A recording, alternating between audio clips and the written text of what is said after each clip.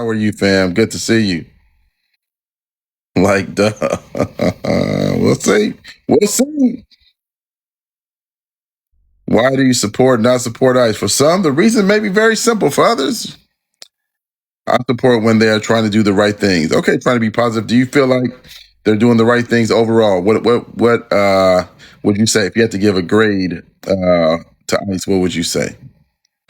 Mocha says rogue operation because they're ripping families apart. Yep. Okay. I'm gonna try to get you on a little bit later. Okay. F minus. Morning, Kings. How are you, fam? Oh man, y'all don't miss in the comments. Yes, just doing their job, man. Okay, all right, all right, all right. No one thinks about the trauma these kids will live with. Yeah, trying to be positive. What do you think about that piece of it? There was literally someone in school pickup line, a mom in a school pickup line that I saw right in front of her kids. She was taken into custody by ICE. It's hard to support. Just my opinion. It's hard to support that for me, in my opinion. I would let her know what you think. We voted for this. Okay, Angie. All right. So, do you support or not support ICE? Do the families think about the trauma for doing anything? Hold on. Do the families think about the trauma for doing any illegal things from the jump? 77 million voted for this. Angie, do you feel like 77 million people voted for this level of separation of families and denial of basic First Amendment privileges? Blue and green. So good to see you, fam. Always. Drew, let's talk about it. Please request. I would love to hear different opinions. That's why my platform is structured the way it is. Yes, because it was talked about. Okay. All right. Again, a good, respectful discussion is something I'm always willing to have. So, why do you support or not support ICE is the question of the day. Please feel free to request and let's have a good discussion. Vanessa says, I did not vote for this. What's going on, fam? Good to see you. Let's have a discussion. For those, we're going to do our first poll in a minute. Let's see if we can tap the screen, get the likes up to 3K, and then we'll do our first poll of the day. Why do you support or not support ICE? Props for respecting everyone. Absolutely. That's what my platform does, trying to be positive. So long as people come in and we can always have a good discussion so long as they're respectful. What should be done ideally and actually done are different things. I support if done right. Okay, King Solomon. I've heard they're doing things to.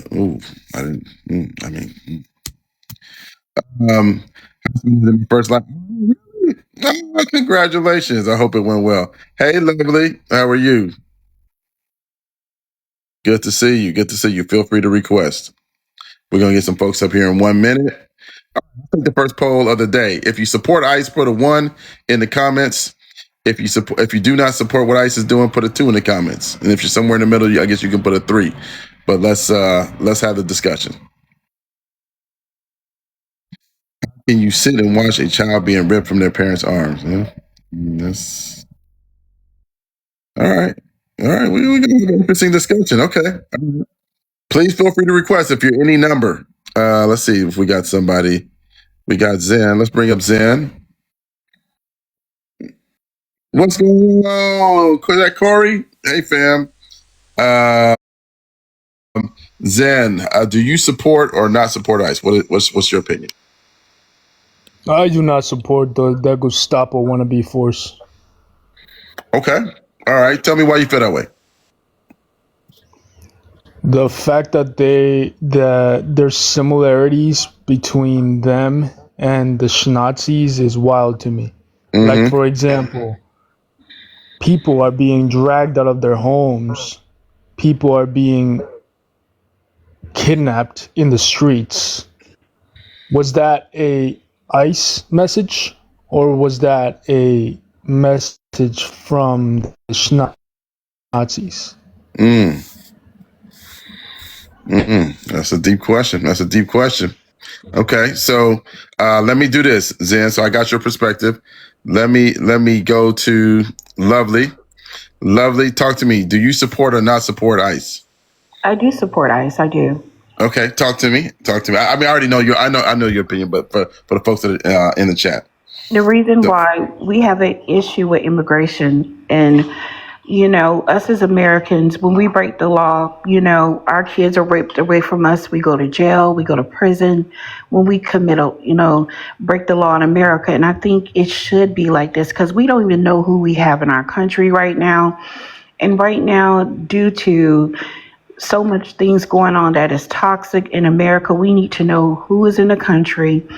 If they're going to be in the country, they need to come in the right way and go through the procedures as someone from China, someone in Russia. I think every country, not just America, should have these laws because, you can't go to any other country in the world or even China or Russia and jump their border and think everything is good. And then you're going to turn around and disrespect and burn our flags and tell us what you're going to do in our country. I think there need to be some respect made by these people that's coming here and, just participating in the American dream. And that's how I feel about it. okay, all right, Zen. What do you think about Lovely's comment? What do you think? So you're saying that they're not doing it the right way, right? And you'd be fine with immigrants doing it the right way. So explain to me why they're being dragged. Oh, Zen, you're cutting out. Did y'all hear me or no? Yeah, now we got you. Go ahead. So again, she said verbatim that she'd be fine with them doing it the right way, and that we should all be doing it the right way if you are not born in America. Most of us on this what do you call it? On this platform, I'm assuming we're born here. So that said, it doesn't apply to us. But for the people who are doing it the right way, explain to me why they're being dragged out of their court hearings to such a degree where the judges are being fired in the middle of the court hearings, saying that they're not doing their job fast. Okay, fair question. Lovely, what do you think about that? I have seen that people in the middle of immigration proceedings, it's literally right when they walk out, folks are waiting for them and take them and put them in custody. What do you think about that? I did see that. My heart goes out to them. I know when they cross a boredom, they are given asylum and they given a court date to come back. They're supposed to go in there for a hearing, apply for a hardship that it was being threatened or something was going on with their family in their country. And sometimes, they don't have enough evidence. It's not reliable and they got to go back to their country and start all over again. I don't have a problem with going to anyone's country. That's just like if I go to China, I'm going to go there the legal way because I know I'm not going to try China. They will arrest you and lock you up in those countries. But why do people feel that America got to be the exception? Why do people feel like you don't have to follow American laws? We cannot go to Dubai and do those things. Why do we have to compromise? We already went through the Twin Towers. We're already going through stuff. So, do you want a 9/11 again? What do you want? That's what I'm saying. We got to protect ourselves and our families. We got last thing we know here in Florida. I think it was in Florida. It was a immigrant driving a truck without no license and unalived a few people on the road. We have to really take control of this. So that's all I'm going to say about it. Okay, let me do this. FBA, give me 1 second. I'm going to come to you. I want to get Zen's response to what Lovely said. But before I do, I want to get another poll real quick. If you support ICE, put a 1 in the comments. If you do not, put a 2 in the comments. If you're somewhere in the middle, you can put a 3. But I want to see where people are at. I did see some people say something. Some of what Lovely said was misinformation. Please feel free to request. I don't have a mod in here yet, typically what'll happen is if someone says something that's misinformation, a mod will come up and then we'll address it and stuff like that. So if you felt that Lovely said something that was a mistake, please, or misinformation, please feel free to request, and I will let you have that opportunity to address her comment. So real quick, let's go to Zen, and then we'll go to FBA. Introduce FBA if you want. I want to look up some information myself. Okay, yeah. You're good. All right, FBA. FBA. Your thoughts? Why do you support or do not support ICE? So I support not only ICE but every law enforcement, because it's the right thing to do. I mean, when you're enforcing the law, I mean, what else can you not do if you know, as a law enforcement officer, see, I feel like these law enforcement officers, right, they do a good job more than even what pastors do in church, you know. Wow. And they deserve to get more respect, in my opinion, more respect than pastors, because you know, you got to think about this, man. They actually put themselves in the harm's way, you know, trying to protect someone who they're not even connected to, who they don't even know, you know what I mean? In a way where, you know, they have to actually make sure that, you know, the law is followed. But here's the thing, though. I don't support any law enforcement that doesn't actually follow the law, right? That's different. But every law enforcement officer out there who actually enforces the law, you know, by following the law, you know, I support them 110%. Yeah. So do you feel like, so to your point about following the law versus not following the law, do you feel like ICE is following the law? What do you think? That's a good question. Listen, not every ICE officer that's not following the law. I know there is some that are not following, but the majority are. At the same time, also, right, you got to understand that these guys are actually, you know, they have their superiors, so they are taking orders. You know what I mean? But there is others are still following the law.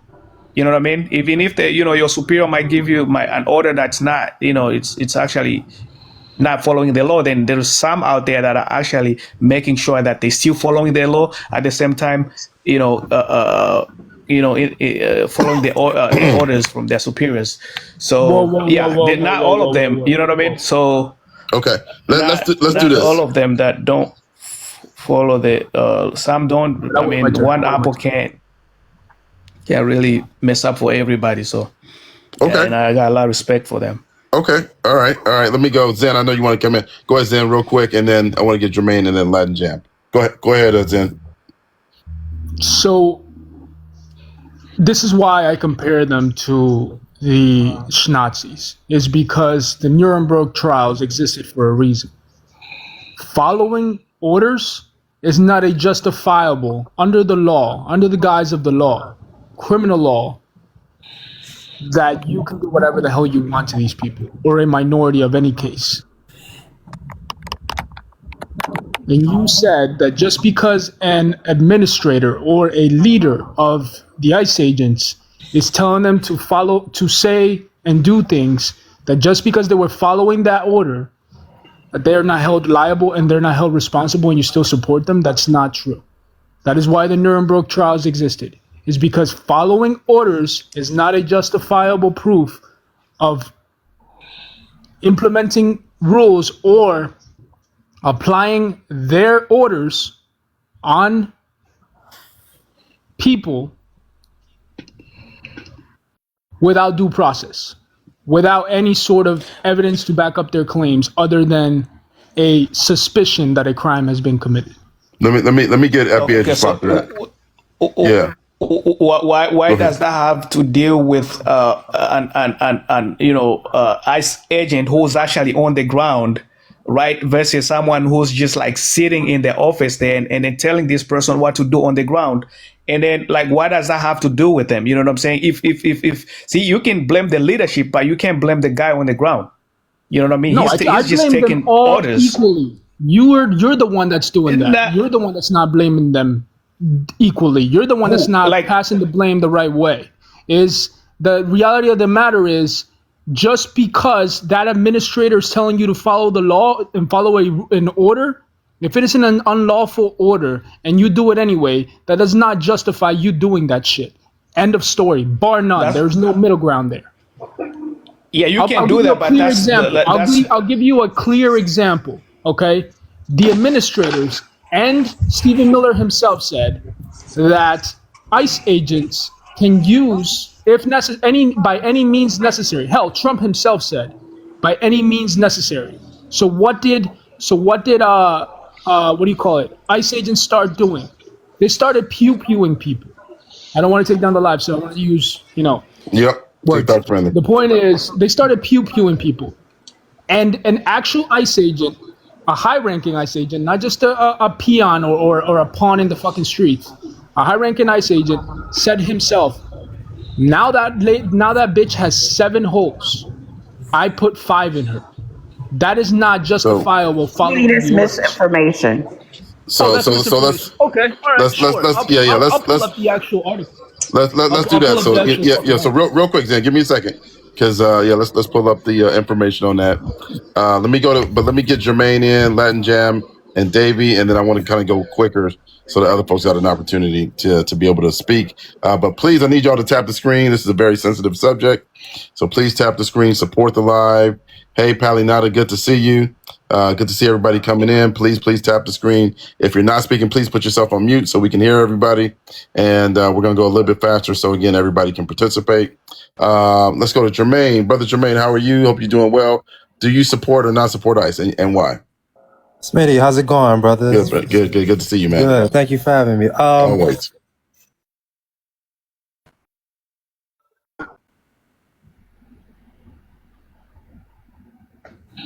Hold on, we lost Jermaine for a second. Let's Can you hear me? Yes, go ahead. Okay. Yeah. Sorry. No, I said I do not support ICE. In fact, I think that I 100% believe that ICE needs to be abolished.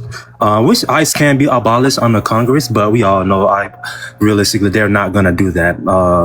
But it has no business in place in our system, because ICE is also used as a tool of militarization, just for that extra branch of militarization of the police.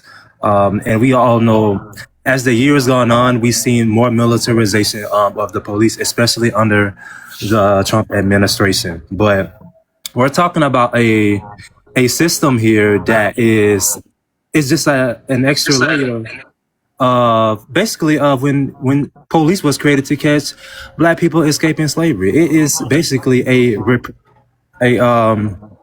fascist right-wing organization. ICE is. We're talking about pew-pewing people, taking people away from, separating people away from their families, without due process, without showing warrants. So they are literally breaking the law each and every time, and they are not being reprimanded for it. So due to them not being reprimanded for that, it's allowed them to further escalate, because they are not being held responsible for breaking the law. So, I mean, that's just the outlayer of what the system is. They break the law, but nobody reprimands, whether it's the police, whether it's ICE. Anytime they do any kind of unlawful thing, they are never reprimanded for, which allows them to further escalate these situations. And that's why you see what the predicament ICE is in now. So I just wanted to be quick with that. Okay. This is just an outlayer of right-wing fascism that both parties support. Both parties support ICE. Okay, so real quick, y'all. Hold on, real quick. Hold on. So let's just go up the panel. Yeah, real quick. Let's just go up the panel, and then we'll come back to the rest of you guys. Okay. And again, if you feel like something is wrong, don't just complain about it in the comments. Requests, right? If you don't like what's being said, you feel like it's misinformation, come up. I've always let people come up. So some of the comments are a little wild about that. So feel free to request. I've always done that. Let's go to Latin. Latin, why do you support or not support ICE? I do not support it. I support proper immigration controls, but I do not support the militarization of ICE I do not support the fact that they're going after people that are doing it the right way. And just to clarify, when they were talking about the court system is so jacked up right now, and they're allowing these guys to be here for years on end attempting to do it the right way, spending thousands and thousands of dollars attempting to do it the right way. So when you say they're getting them at the court systems, they are doing it the right way. They're going through the process as they're supposed to go. And unfortunately, it takes them years to do that. So they grab them in the courts. But also when she was talking about how she wanted them rounded up or taken care of, they're going after people with the H-1B visas. They're going after people with work permits. They're going after people just because of the color of their skin, because the Supreme Court allowed them to. It's no longer control of immigration.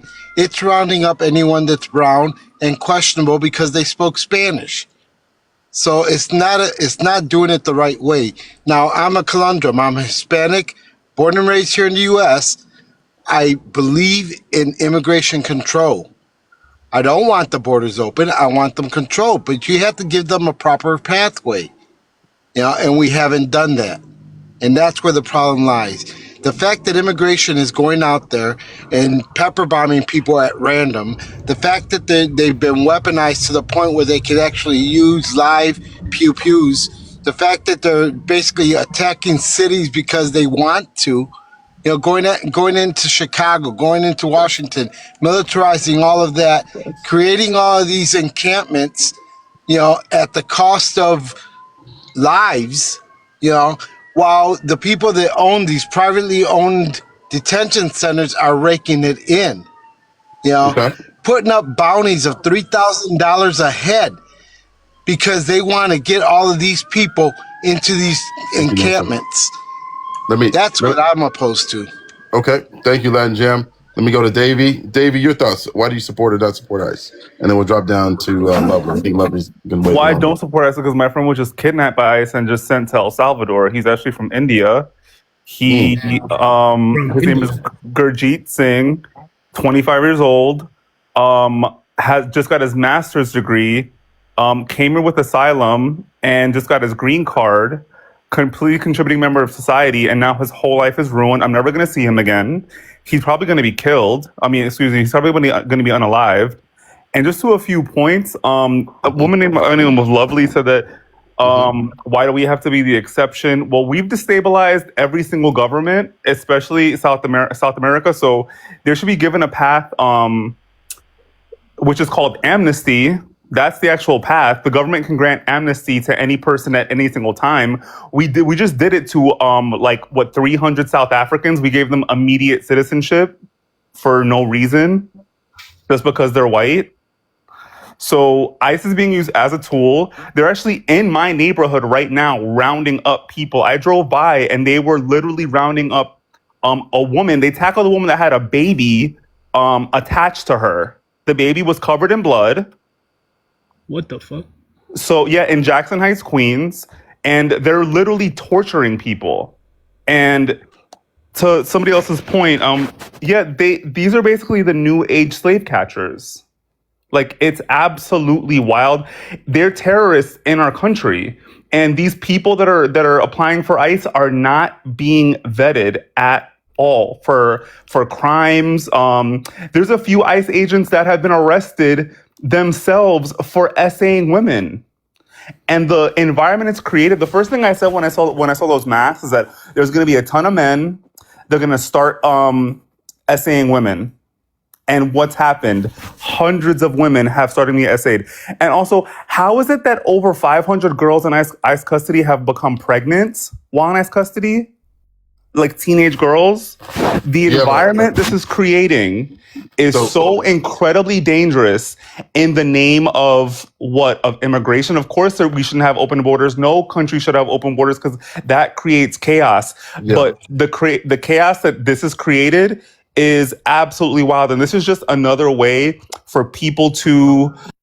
So real quick. We gotta, so once y'all see my hand go up, that means your time is up. We gotta, but I appreciate what you said, Davey. I feel terrible what happened to your friend.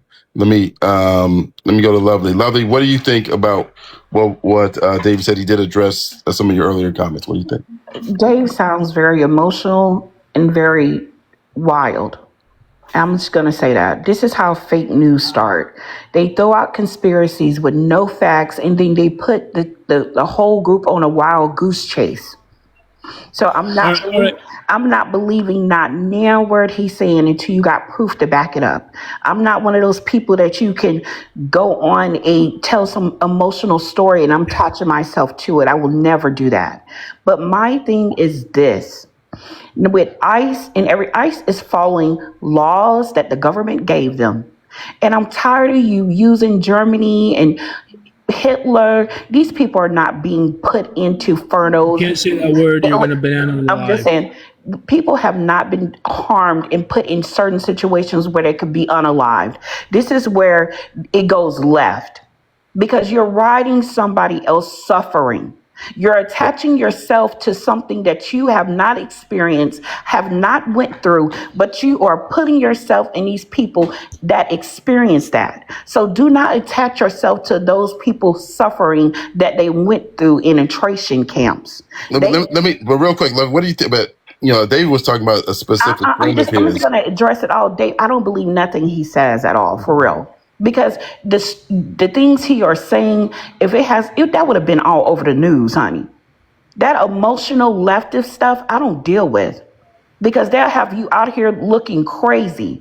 And for somebody, even you sitting there hearing that, you had to put in your mind, why is this not splashed on the news? Why we're not hearing this? People do not want to really follow government laws. You can't go out there and protest and run up in those people's faces and try to hit them with a car and think they're supposed to stand there. Those are human beings that's doing a job that they were told to do. Either this is what you do. If I was in China and the government told me I'm here illegally, you know what I'm going to do? I'm going to go to the next country that accept me. I'm not going to sit there and go against that government knowing that I could be harmed or I could get locked up. See, people is delusional. I'm not going to go to no other country. That even Mexico protests against those immigrations that's coming from other countries during their country. They're doing the same thing over here in Mexico. Okay, so Lovely, I need to respond because she called me out for misinformation. Go ahead, Zen, and then real quick. So hold on. So Zen, I'm gonna let you get a comment. Then I do gotta let you go. I gotta start the cycle, get other people up. But go ahead. That's fine by me. Okay. Go ahead. So let's start here because she's saying that it's fake news and all this other BS.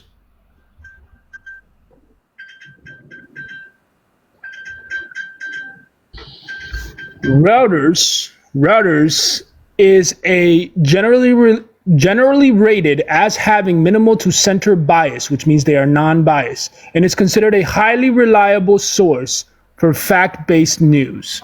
All right, reporting by independent media sources. All I see is AI in the background. I do not see a reliable. Yeah. I'm showing you the evidence that the source that I'm about to use is non-biased. You showing me Here's AI? the actual fucking evidence. Shut up. It's made it. Okay, hold on, y'all. Let's not go personal, please. Border Patrol agent who shot Chicago woman posted about it in text messages. And here's the messages. All right. Oh, and by the way, the date. All right. Hi, sweetie. No. Hold on. Let me finish. All right. And this, you said that I spread misinformation, right? What does that say? Baby, that's AI. What does that say? It says Martinez was indicted on October 10th, along with other men, Anthony Ion Santos Ruiz, in federal charges for impeding federal officers. Hey Zen, we can't hear you. You can't hear me? Yeah, so you honestly believe that everything that's out there is AI. That's the problem with trying to get that across. What? No, it's not AI. The reason why I brought up the first part with AI. No. Lovely believes that all this stuff is AI. The minister being shot in the face in Chicago was AI, right? Real quick, y'all. We got to use TikTok friendly language, y'all. Yes. Okay. So all right. So again, my point is that I Reuters apologize. is a viable Thank you. source. Reuters is a viable source.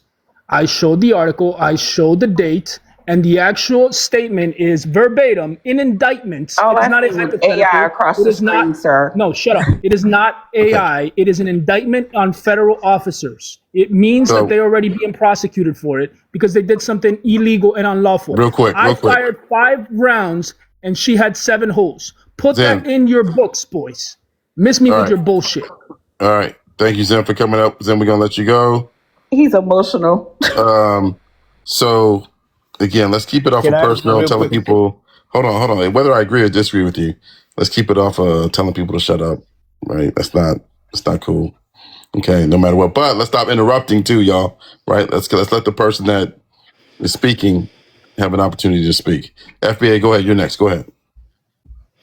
Okay, thank you. So I'm speaking this, right. I'm not speaking based on the political angle of what's going on in the country. So I'm speaking it on the on so people following the law. So like being in the country illegally, it's a crime. So I kind of understand what the ICE agent they are doing. They are basically if you commit a crime, right, you gotta be treated the same way that any other crimes that's being treated out there. You know what I'm saying? There's no different. A crime is a crime. You know what I mean? So you can't give these. It's not gonna be like you get a special treatment. So just being in a country illegally, that's a crime already itself. And if these people they're trying to even house you, get you a place to stay, ICE facility, they are actually being nice. They don't have to do that. You understand? They can just say, you know what? You committed a crime, and then we're gonna do what we're gonna do with you. You know what I'm saying? So you don't put yourself in that kind of situation So in the first real place quick. because But the outcome. hold on, real quick, FBA though, right? But that goes to the point of due process. They got to prove, yet the crime has to be proven, right? If I arrest you, right, I still got to prove that you did it, and I also got to find out what is your immigration status because, as you know, right, citizens have been detained. Citizens have gone weeks without even being able to have that due process, and so I just want to make sure we're on the same point there. Go ahead. Yeah. But also we got to keep in mind that, this ICE agent, right, they are trained people. So they know, like, they'll ask you a few questions and they probably know what your status is. Now, when, they actually take you to their offices, it's time now to verify all the information that you gave them, right? So now, it's not going to happen like right and there, right on the street, on the road. Like they're going to have to take you somewhere for them to be able to like try and vet you so that they can get as much information as they need from you. And then based on that information, then they'll make a determination. So if the information you have gave them and what they have in the system, it's you know what I mean? It doesn't match, then they know you are illegally in the country. So basically it's a crime that you have committed and they're going to have to treat you as such. So it comes with the consequences, you know what I mean? So maybe they are doing this so that other people out there who wants to come in illegally, they can see it and say, you know what, I'm not going to go there because, you got to have your stuff ready for you to be able to enter this country. And also you guys have to keep in mind that what the president is doing, right? Like every country does it. It's not only America. Like if you have traveled, you know you're not supposed to go to any country without proper documents. So and in America, it's like everything they try to. So here's what I don't understand, and this is where we're probably gonna have a disagreement. And then I want to go to Jermaine. We're gonna go straight. Actually, I want to go to Jermaine. Then I want to go to Ryan because Ryan's new. I want to get Ryan's perspective. But here's what I don't understand. Right? Not every country has a Statue of Liberty. Right? Not every country prides itself on being the land of immigrants. And so if you don't pride yourself on that, like Russia or China or these other countries, then yeah, okay, that's fine. But if you have the Statue of Liberty, you're like, hey, bring us your poor, your weak, your this, your that. Then wouldn't you have a different opinion on people coming in and especially from destabilized countries? What do you think? And then we're gonna go to Jermaine Ryan. No, it's not only. Yeah. See, it's not only what you're saying. Basically, you're being specific only on immigrants specifically, right? But Okay. also you have to understand that it is business people that come in, right? So they come in with their visa, work visa, visitor tourist visas. So all these people, right? So now these are not immigrants. These are just visitors. They just come in and, you know what I mean? So if, let's say I come in, right, and I overstay, you know what I'm saying? That's already a crime that I'm committing, because when I was applying for the visa, and that's not what, it's not for that. Like, I'm not here to like stay or work or do none of that. I'm just here to visit the places, whatever, and then leave after that. So now if I don't leave, and I'm gonna stay just, and start working, then that's a crime already you're committing, man. Like, you're not supposed to put yourself in that kind of situation. That's a very bad situation. I've been in that kind of situation myself. Like, I would never want to go back in that kind of situation, like in a different country, going, you don't got a visa, but you come and then, like, the treatment was bad, bro. Like, you can think that what this guy is doing here, it's a bad, like, I was treated, bro, you can't even eat. The guy can't even give you water. You know what I'm saying? Like, don't put yourself in that kind of situation. It's not worth it. Okay. Let me go to Jermaine and Ryan. Jermaine, your thoughts? Yeah, respectfully, that's just a lot of word salad. Honestly, I think that's just a very like small percentage. Like, respectfully, like, we're talking about people are going around masked up in unmarked cars, just patrolling and snatching up people in unmarked vans and cars and taking them God knows who knows where. That's what we're seeing here. It's literally all of us can see. So I'm trying to figure out like how he's able to come up with that kind of like rhetoric, because we're seeing like the opposite. We're seeing people who are here illegally and who are being snatched up too as well. Like, you know what I'm saying? So to sit here and like say that is just kind of wild, because that feel like it just comes from like a delusional kind of standpoint. Like, they're just saying, oh, well, you follow the law, you come here and you work hard, get your citizenship the right way. Brother, it takes people decades, probably a decade just to even get it. You know what I'm saying? So people come here and do that. The majority of people do. And also, it's meaning just when we talk about abolishing ICE, that does not equal all open borders. There has to be a more humane way and civil way to do this. I mean, and they are not doing it, and they refuse to do that. You know what I'm saying? So that's what I just kind of wanted to point out. Like, that's just a lot of word salad. It doesn't make any sense. Okay. All right. Let's go to Ryan. Ryan, tell me, why do you support or not support ICE? Hey, Stephanie, go ahead.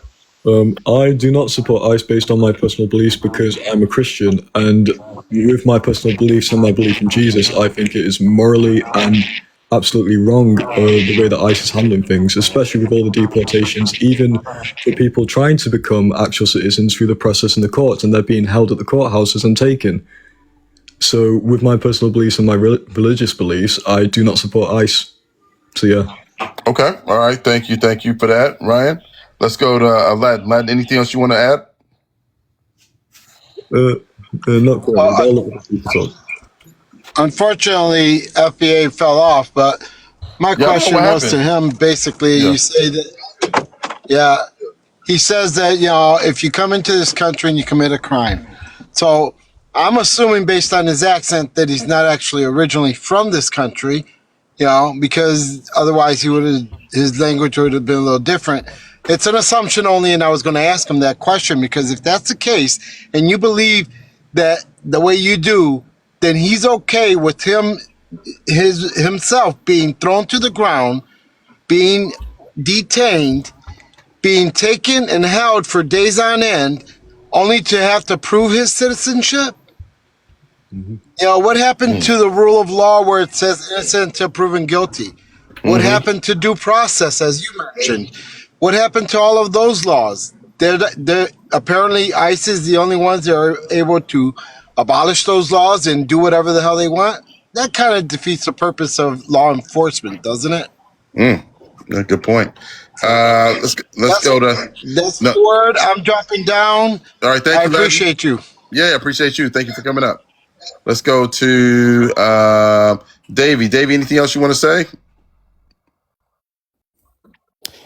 Yeah, I mean, just the detachment from reality that man has on the bottom, I think is really weird. I mean, obviously we can all see what's happening. There's tons of videos. I've seen people get detained myself. And of course it's an emotional thing because we're human beings. And if you don't want to be a human being, let the rest of civilized society take its course and let everybody just be who they are. I mean, I think it's weird just to be totally detached from reality. And Fourth Amendment is a thing. The Constitution is the highest rule of law, and the Fourth Amendment is being violated on a daily basis by ICE officers. So that's all I have to say. If you don't think the Constitution is the absolute rule of law, then you shouldn't be in this country. And obviously that person on the bottom doesn't believe the Constitution is the absolute rule of law. And the Fourth Amendment was created to protect citizens and enforce the right of due process. Because if we're just going to snatch anybody up, it could be any of us. Okay. It's pushing a really, really hard line. So yeah, Thank you for letting me on here. Yeah, thank you, Dave. Yeah, appreciate you coming up. All right, we're gonna let Dave go. Let's start with Lordy, and then we'll go to TJ. Lordy, do you support or not support ICE, and why? Yes, I do not support ICE because I'm an immigrant myself. I'm Nigerian, and I will say something for sure, right? That guy called FBA. I'm sorry to say this. These are the kind of people we call cons, okay? Because you're an immigrant and you see what they are doing to your brothers and sisters, and you're still saying, "Oh, you support law enforcement, you support. They are just doing their work, their job. They're taking orders." I don't care if I don't have a job. I'm not gonna even take an ICE job. I don't care. I prefer to be homeless than to take a job from ICE, right? And also, one thing people really need to understand in America: America is built by immigrants. Without immigrants, this country can function in any way. Just for example, recently, even Trump said it himself that the United States needs more foreign workers, people with science skills, STEMs, people that have experience when it comes to engineering. And these are the only people that actually can get the job done. They are the immigrants from China, from different part of the world that can actually do it. Now let's go to the agriculture sector. Without illegal immigrants, there's one thing they call balance, right? Without immigrants, right? No American can eat. I live in the state of California that produce most of the food that we eat. Without illegal immigrant, nobody in this country that will be able to have food on in their fridge or food on their table. So as much as people want to come up and criticize illegal immigrants and stuff like that, these people are actually finding a way to get a pathway to get their papers. Even the ones that have a legal status. Like I have a friend that this happened to 2 months ago. He was coming back from Colombia and he have a 10 years green card. And he was detained for 3 days at the ICE detention with a permanent residence. You know, he's like, he went through the right process. He did everything he could. So now they are not even trying to check your status if you're right or wrong. Now, all this thing they're doing with immigrants is the testing. They are testing the citizen. Then the next people they're going to jump to is the black community, just like exactly what they're doing in Chicago. You know, because white people they think they want to have this country to themselves. You know, and that's not going to happen, and it's not possible. So, no, I hear you. All right, thank you, Lordy. Let me go to TJ, and then we're gonna go to Nelson, and then we'll go down to Lovely. And so TJ, Nelson, Lovely. TJ, I think I know where you stand, but why do you support or not support ICE, and why? I'm not gonna support it. I'm not gonna support a department that's how can I put this? I'm trying to put this nicely because it's your life. I'm not gonna support a organization that is similar to slave catching organizations back of the past, because that's what they're doing. These are the new age slave catchers.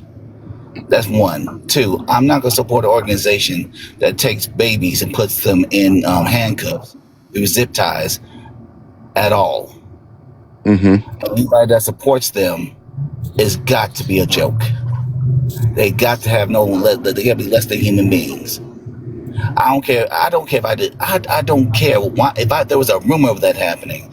I will make sure. I'm gonna have every camera. I'm gonna have everything make sure that stuff is not happening. What is going on in America today when we are actually just like they're just doing their job. I don't care what they're doing to the children. I don't care what they're doing to women. They're snatching out the cars and slamming to the ground. I don't care about that. They're illegal, right? They don't have a right to exist in this country, right? Same thing they said about black folks back in the day. And not even back in the day, even to this day. So no, I'm not going to support any organization that marginalizes, abuses, harms, and wants to create a white ethno state for the NASA. Never have, Okay. never will. I got you, fam. All right, let me go to Nelson and then Lovely. Nelson, why do you support or not support ICE? Please tap the screen, y'all. Please share out the live. Let's keep this interactive, please. Thank you, thank you. Nelson, why do you support or not support ICE? Oh, hold on. You know what, Nelson, somebody might have muted you. Let's see. There we go. Should be able to unmute. And there we go. Yeah. Okay. So no, I do not support ICE. You know, I want to look at this from the big picture. What is this all about? What is ICE and this whole Trump regime? This is something new. It's different than what Obama did. It's different from what Bush did. It's different from what Reagan did. This is all about brown power. They know that it's a matter of numbers and that the Latino indigenous community is going to be the majority in this country soon. And there's nothing they can do about it. And in the big picture, that's what all of this is about. Nothing else. The gentleman, Lordy, and the other person, you're absolutely correct. They don't want the browning of America. They see it coming, and this is their solution. This is the Trump administration's solution to that. All right. Thank you, Nelson. And we're gonna go to Lovely. Lovely, you heard some pretty strong opinions from people and why they don't support ICE. I want to hear what you think. Everybody can support who they want to support, but I just want to debunk the zip tie with the child was debunked. They took a clip of a man playing cops and robbers with his son and used that. See, propaganda is powerful. It have you thinking all kind of crazy stuff. So do your research before you go on. Before you go on to a panel and state things like that. But back to what I was saying. Hold on, y'all. Let's let Lovely finish it, and then we can address it. Hold on, we'll address it. We'll address it after she gets done. Let's let her get done. Go ahead. What I was saying, my only thing is that everybody wants to jump on the Black American train now since they're going through it. But before then, they didn't even recognize Black Americans. They thought they were better than Black Americans. Speak for yourself. I mean, listen, shut up. Hold on, y'all. Let's let her finish. Shut up.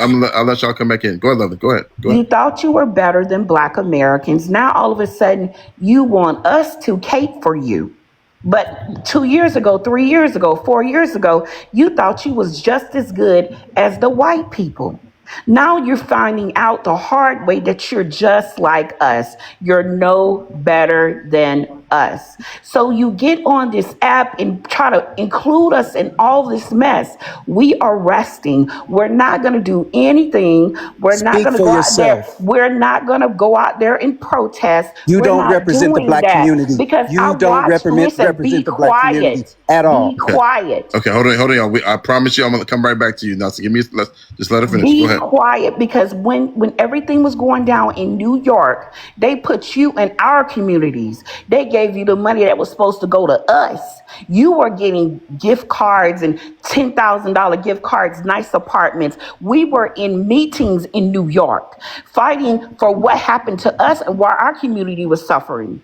Misinformation. It's correct information. Okay. You can go on there and watch the panel. So real quick, Lovely, give me a second. So let's address the point that you made that folks, Nelson, you're saying is misinformation, and then Lovely, I'll let you get the rest of your time back. But let's address that point. I like to address it quickly. Go ahead, Nelson. Why do you say what Lovely's saying there is misinformation? These are just MAGA talking points. That's all it is. All you got to do is turn on TV on Fox News and you'll hear the same thing all day long. That's all it is. You don't represent it. And first of all, the communities around the country between African American and Latinos are different. Baby, in Texas, they're different in New York, they're different in California. And just because hold on, now, Lovely, please let Nelson finish. But you represent us in any way. And I am totally with the Latino community, the brown community in this country. And I'm not going to stick to these MAGA talking points like you and the few people in our community that support that stuff. You're going to go nowhere. You're not white. You never will. YT, you never will be, and they never will accept you.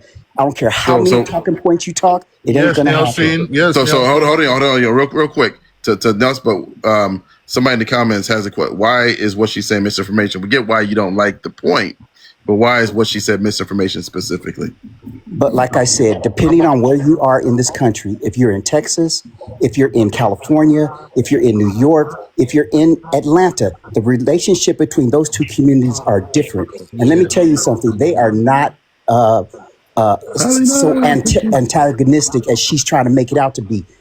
There are people who are Afro Latino. Let me just say this to you. I have to be a resident in a different country in Central America where there are a lot of Afro Latinos. And let me tell you something. What she's saying is nothing but a MAGA talk. It's not any fact to it whatsoever. Like I said, if you go to LA, it's going to be a different experience. If you go to South Texas, it's going to be a different experience. If you go to New York, it's going to be a different experience. So, she's just talking these MAGA talking points, and you don't represent the Black community. You don't represent those of us who are African American and indigenous. All right. You So can't we'll go Lovely to speak for TJ. yourself. Real quick, y'all. Hold on, y'all. Hold on, everybody. Hold on, real quick. I got a certain decorum I like to follow, y'all. So I always set up the order. So let me get the order set. Lovely, TJ, Lordy, 1 minute apiece. Go ahead, Lovely. At the end of the day, we in New York, we watched the meetings, how you disrespected the Black community. I'm in the South and I know how you work. When you get on a job, you hire your own. Like I said, I'm gonna say it once again. Now that you need us, now you want to link yourself to us. I'm not doing it because I know what lies beneath. You just doing this because you need help. But it ain't working, and it never will work. We see you for what you are and how you use. So you can use the rest of them, but you're not using us. Carry on. Bye, Smitty. Okay, take care, Lovely. Let's go to TJ. Go ahead, TJ. There's two things that I'm gonna drop because I have a feel of like conversations for the day. One, I'm gonna say this. This is an amount of Black women who sat there and told us that they put their babies in handcuffs. Now, I don't care what you believe. I believe Black women. That's number one. And number two, Schmidt, I think I posed this question before. When did the United States government start giving Black folks free money or free anything? I'm still waiting for the free stuff they promised us, that Obama promised. So allegedly, Obama promised us during his campaign. I'm looking for in the mail. I'm looking everywhere. So I don't understand this from Talib. We expect the United States government to see us as human beings and say, hey, they deserve some money since we're not going to give to whoever we're not going to give it to. The white community, the white United States government has never came down and said, hey, we're going to give you guys free money. So I don't know where this notion is coming from, this fantasy land that people are coming up with, but we need really to stop it. Let's stop it. They're talking about misinformation. Oh my God. And I'm done. And I'm going to say this one more time and go see me say this, Cincinnati, but hey, this is what we voted for, right? You get what you vote for. All right. Thank you, TJ. Thank you for coming up, brother, as always. All right, we're going to let TJ go. And then, so Lordy left. Okay, that's okay. Let's go to Data for Humanity, I think it was. Data for Humanity. Why do you support or not support ICE?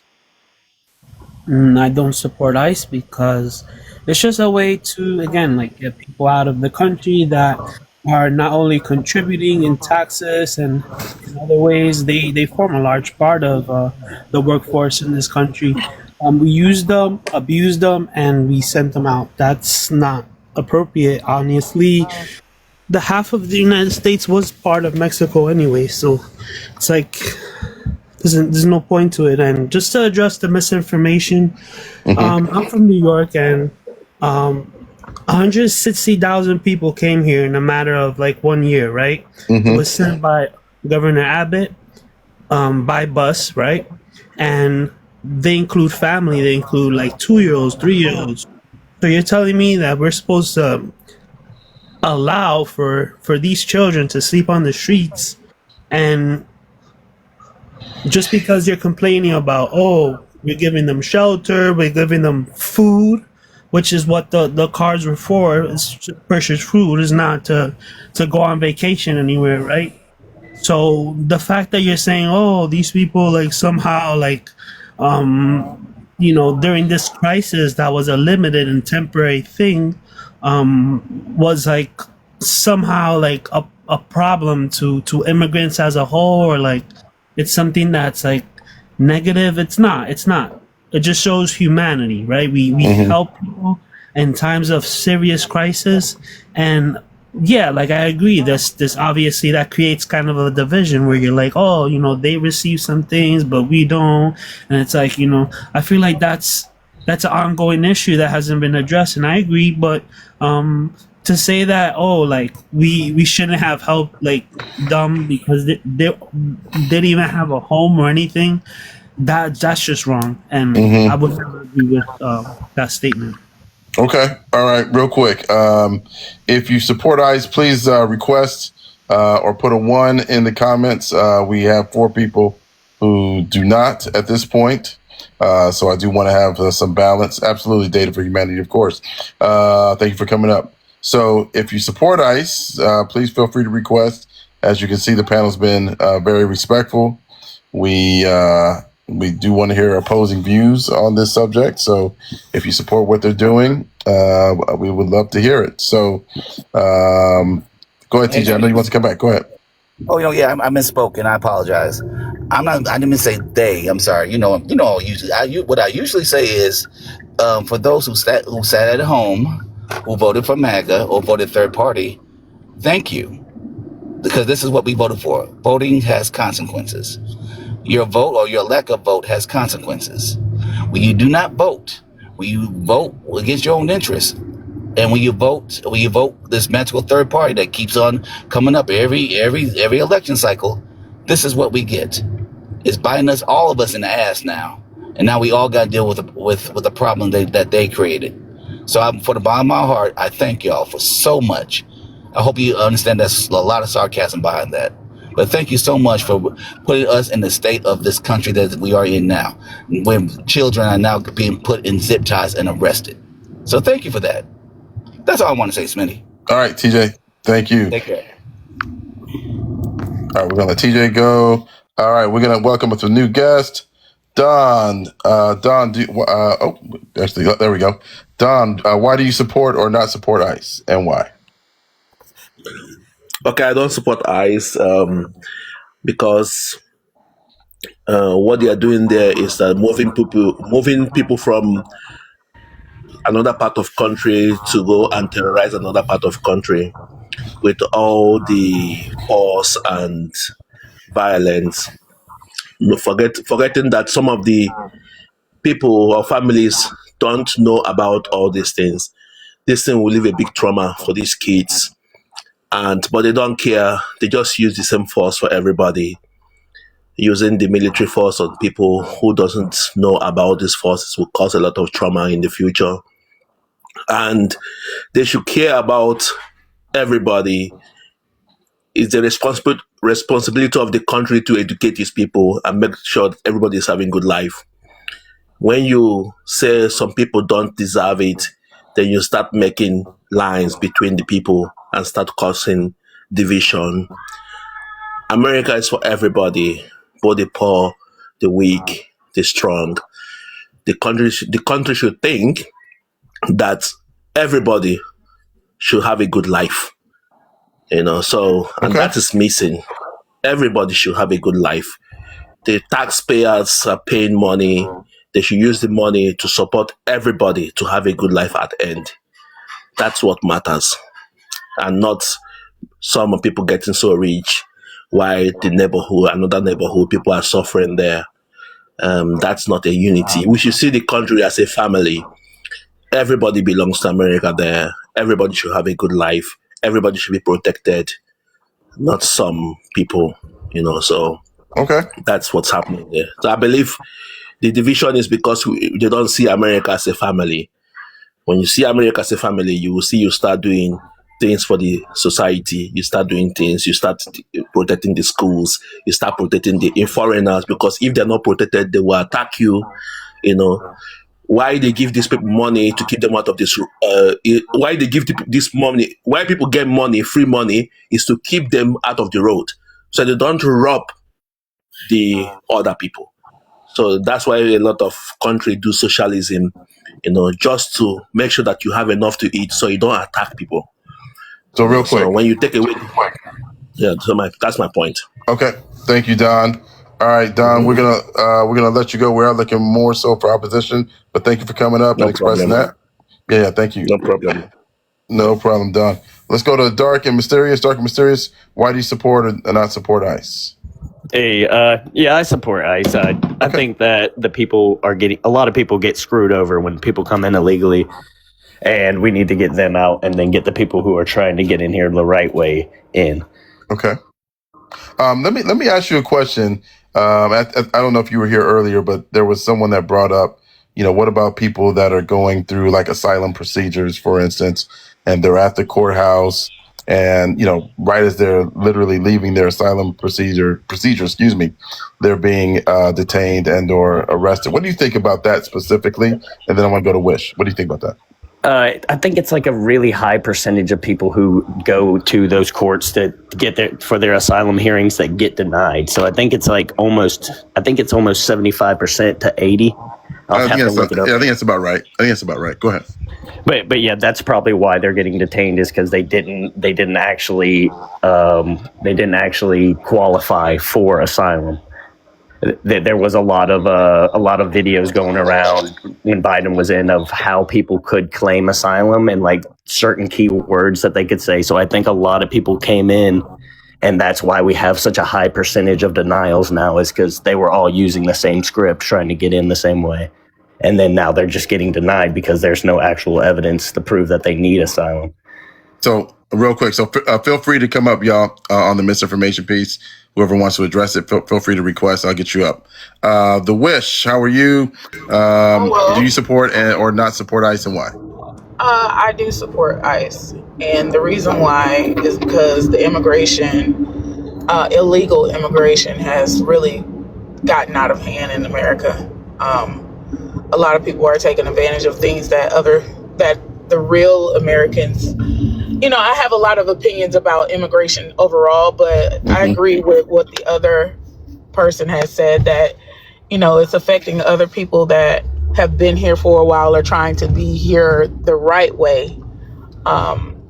So I definitely support them. I don't like that some of the way that they're handling it, the ways that they're handling families, pulling babies away from their parents and stuff like that. I think that it definitely needs to be a type of order on how they treat the people. But as far as supporting ICE, absolutely. Okay. And then same question for you, The Wish, in regards to, someone who's at their court procedure for asylum or whatever it may be, and trying to pursue asylum because, maybe they came from a country where they're being persecuted and all that good stuff. How do you feel about ICE detaining and or arresting those people? What do you think about that? I still believe that it's supposed to be some type of order. And I think that's what Trump is actually doing, is trying to provide order. So I do support it to a certain extent, but it needs to be some type of area that you can place those type of people and giving them the opportunity to clear things up. So yeah, that's my take. Okay. Let me go to Jermaine. What do you think about what Dark and Mysterious and The Wish said? What do you think, Jermaine? I think there's a lot of just bad analysis and just very incorrect. First off, like who, how, in what way are immigrants are making it hard for Americans? Like, I'm still trying to figure out where that's at, because they're making it harder for legal. Oh yeah. That's a legit question. I'll come back to you. Provide me some accurate information on how they're making it harder for Americans. Do you want them to answer now, Jermaine? You want to get your no, they can answer. Okay, go ahead, Wish. Yeah, go ahead. We really have to understand the reason why and how immigrants are allowed to even come here in America. Affirmative action was the real reason why immigrants are able to come here and exist the way that they do. And the people that created those particular laws are now being affected more so because jobs, and this is my opinion, things are being more affected culturally for the people that it was supposed to be a benefit for. So that's how it's affecting. It's affecting the people that's been here and have fought for justice, freedom, and things of that nature. Now they're being overlooked. Affirmative Okay, action. go ahead. Affirmative action was really for white women. If we really being honest, that had nothing Actually, to No, it do. was not. you got to do a Okay. look. You got to look more into that. You got to look into that more. You still have to give me Okay. an accurate analysis on how it make Do it you, harder for Americans. do you want me to provide you with Because statistics? like You want last me to time give I you a checked, website? like immigration, and we're really talking about this is really direct. We're talking about Yeah, give them a website. Hispanic Latino Yep. people. They just Okay, I'll give them a website. they are here living their day-to-day lives, trying to make a living for themselves and their family. That's all. That's all what they're doing. They are coming here, and they really why they come here because what has America done to other countries? They have put sanctions on countries. They have put blockades on countries. They destabilized other countries. Off their leaders ran coups in other countries, and people had to flee those countries to come to America. So they destabilized their land, wrecked their economy, propped up their own leaders in those other countries, which led to people coming here. So I'm trying to figure out how on earth, because Smitty, I teach. I'm a teacher, and I teach, and I'm a teacher here in Atlanta. And where I teach at is majority Hispanic Latino kids. Met a lot of families, Smitty. These parents come here, they drop their kids off, and they go to work, and they live their day-to-day lives. Metro Atlanta has a stronghold Hispanic Latino community, and with Smitty, they just do what they have to. They come, and who are we? Why are we all in their business? Like, come on, I we don't gotta think be that they serious. think of America as evil, or if they did, I don't think they would want to come here. So, Well, because America has more Let me go resources back. than a So lot of real other quick, y'all. countries. Real quick. Hold on, y'all, for 1 second. I think Dark and Mysterious. Did you want to respond as well to Jermaine's question? And if not, I'll go up. But I want to give you an opportunity. Or yeah. If they're over there, if America is destroying their country, like why would that make them want to come here? Wouldn't that make them want to rebel against America? If America went over there and destroyed their country and put sanctions on them, that would make you hate America, right? It wouldn't make My you want God, to come here. America has a lot of resources here because they put sanctions and blockades on other countries that forbids them to have those same kind of resources. Let's look at Cuba. Let's So they look at can't many do other anything to countries. make their country better. Instead, they just rather leave. I think That you just doesn't refuse really to add listen up to to my me. point. Okay, Let's so make real it- quick. Real ahead, quick. whoever Jermaine, else on the let me- panel. Yeah, give me 1 second. Let me just pop up to Carolina real quick, and then So here's what we're gonna do. I'm gonna get order set up real quick. Carolina, Manuel, and Simply, and of course, if Carolina addresses the Wish or Dark and Mysterious, I'll let them respond. But Carolina, how are you, fam? Hey fam, not too bad. I was gonna hit you up today anyway, by the way, on a side note. Okay. We are doing that resource drive for the family of the woman who was unalived here, and I want to see what day next week you might be Okay. willing to help me co-host a live to raise Yeah, funds. for sure. Yeah. Okay. So real quick, I know I came in the middle, but I'm so used to all the disgusting anti-immigrant talking points.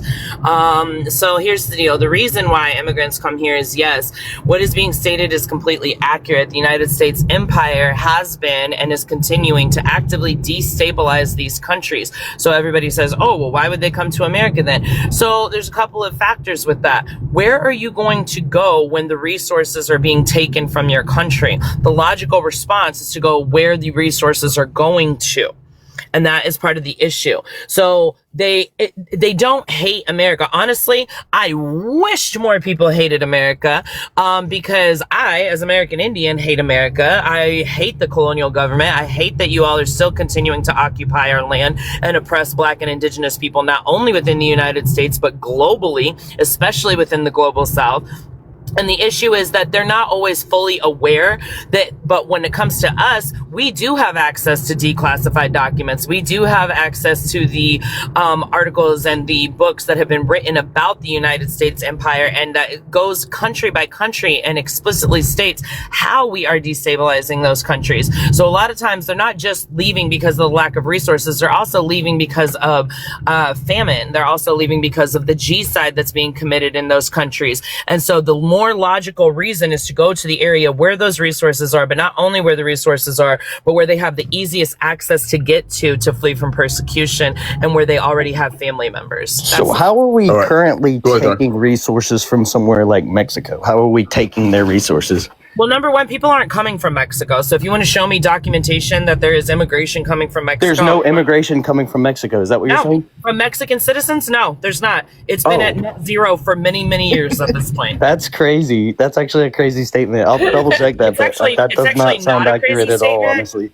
It's actually not a crazy statement. So if you look at that is actually crazy, honestly. So it's not fucking yes, it crazy. Is. If you look at the statistics, real quick, y'all. Hold on. So let's let Carolina justify that, and then we'll go to Manuel. Go ahead. Go ahead. Yeah, they're coming from Central America, not Mexico. Go ahead.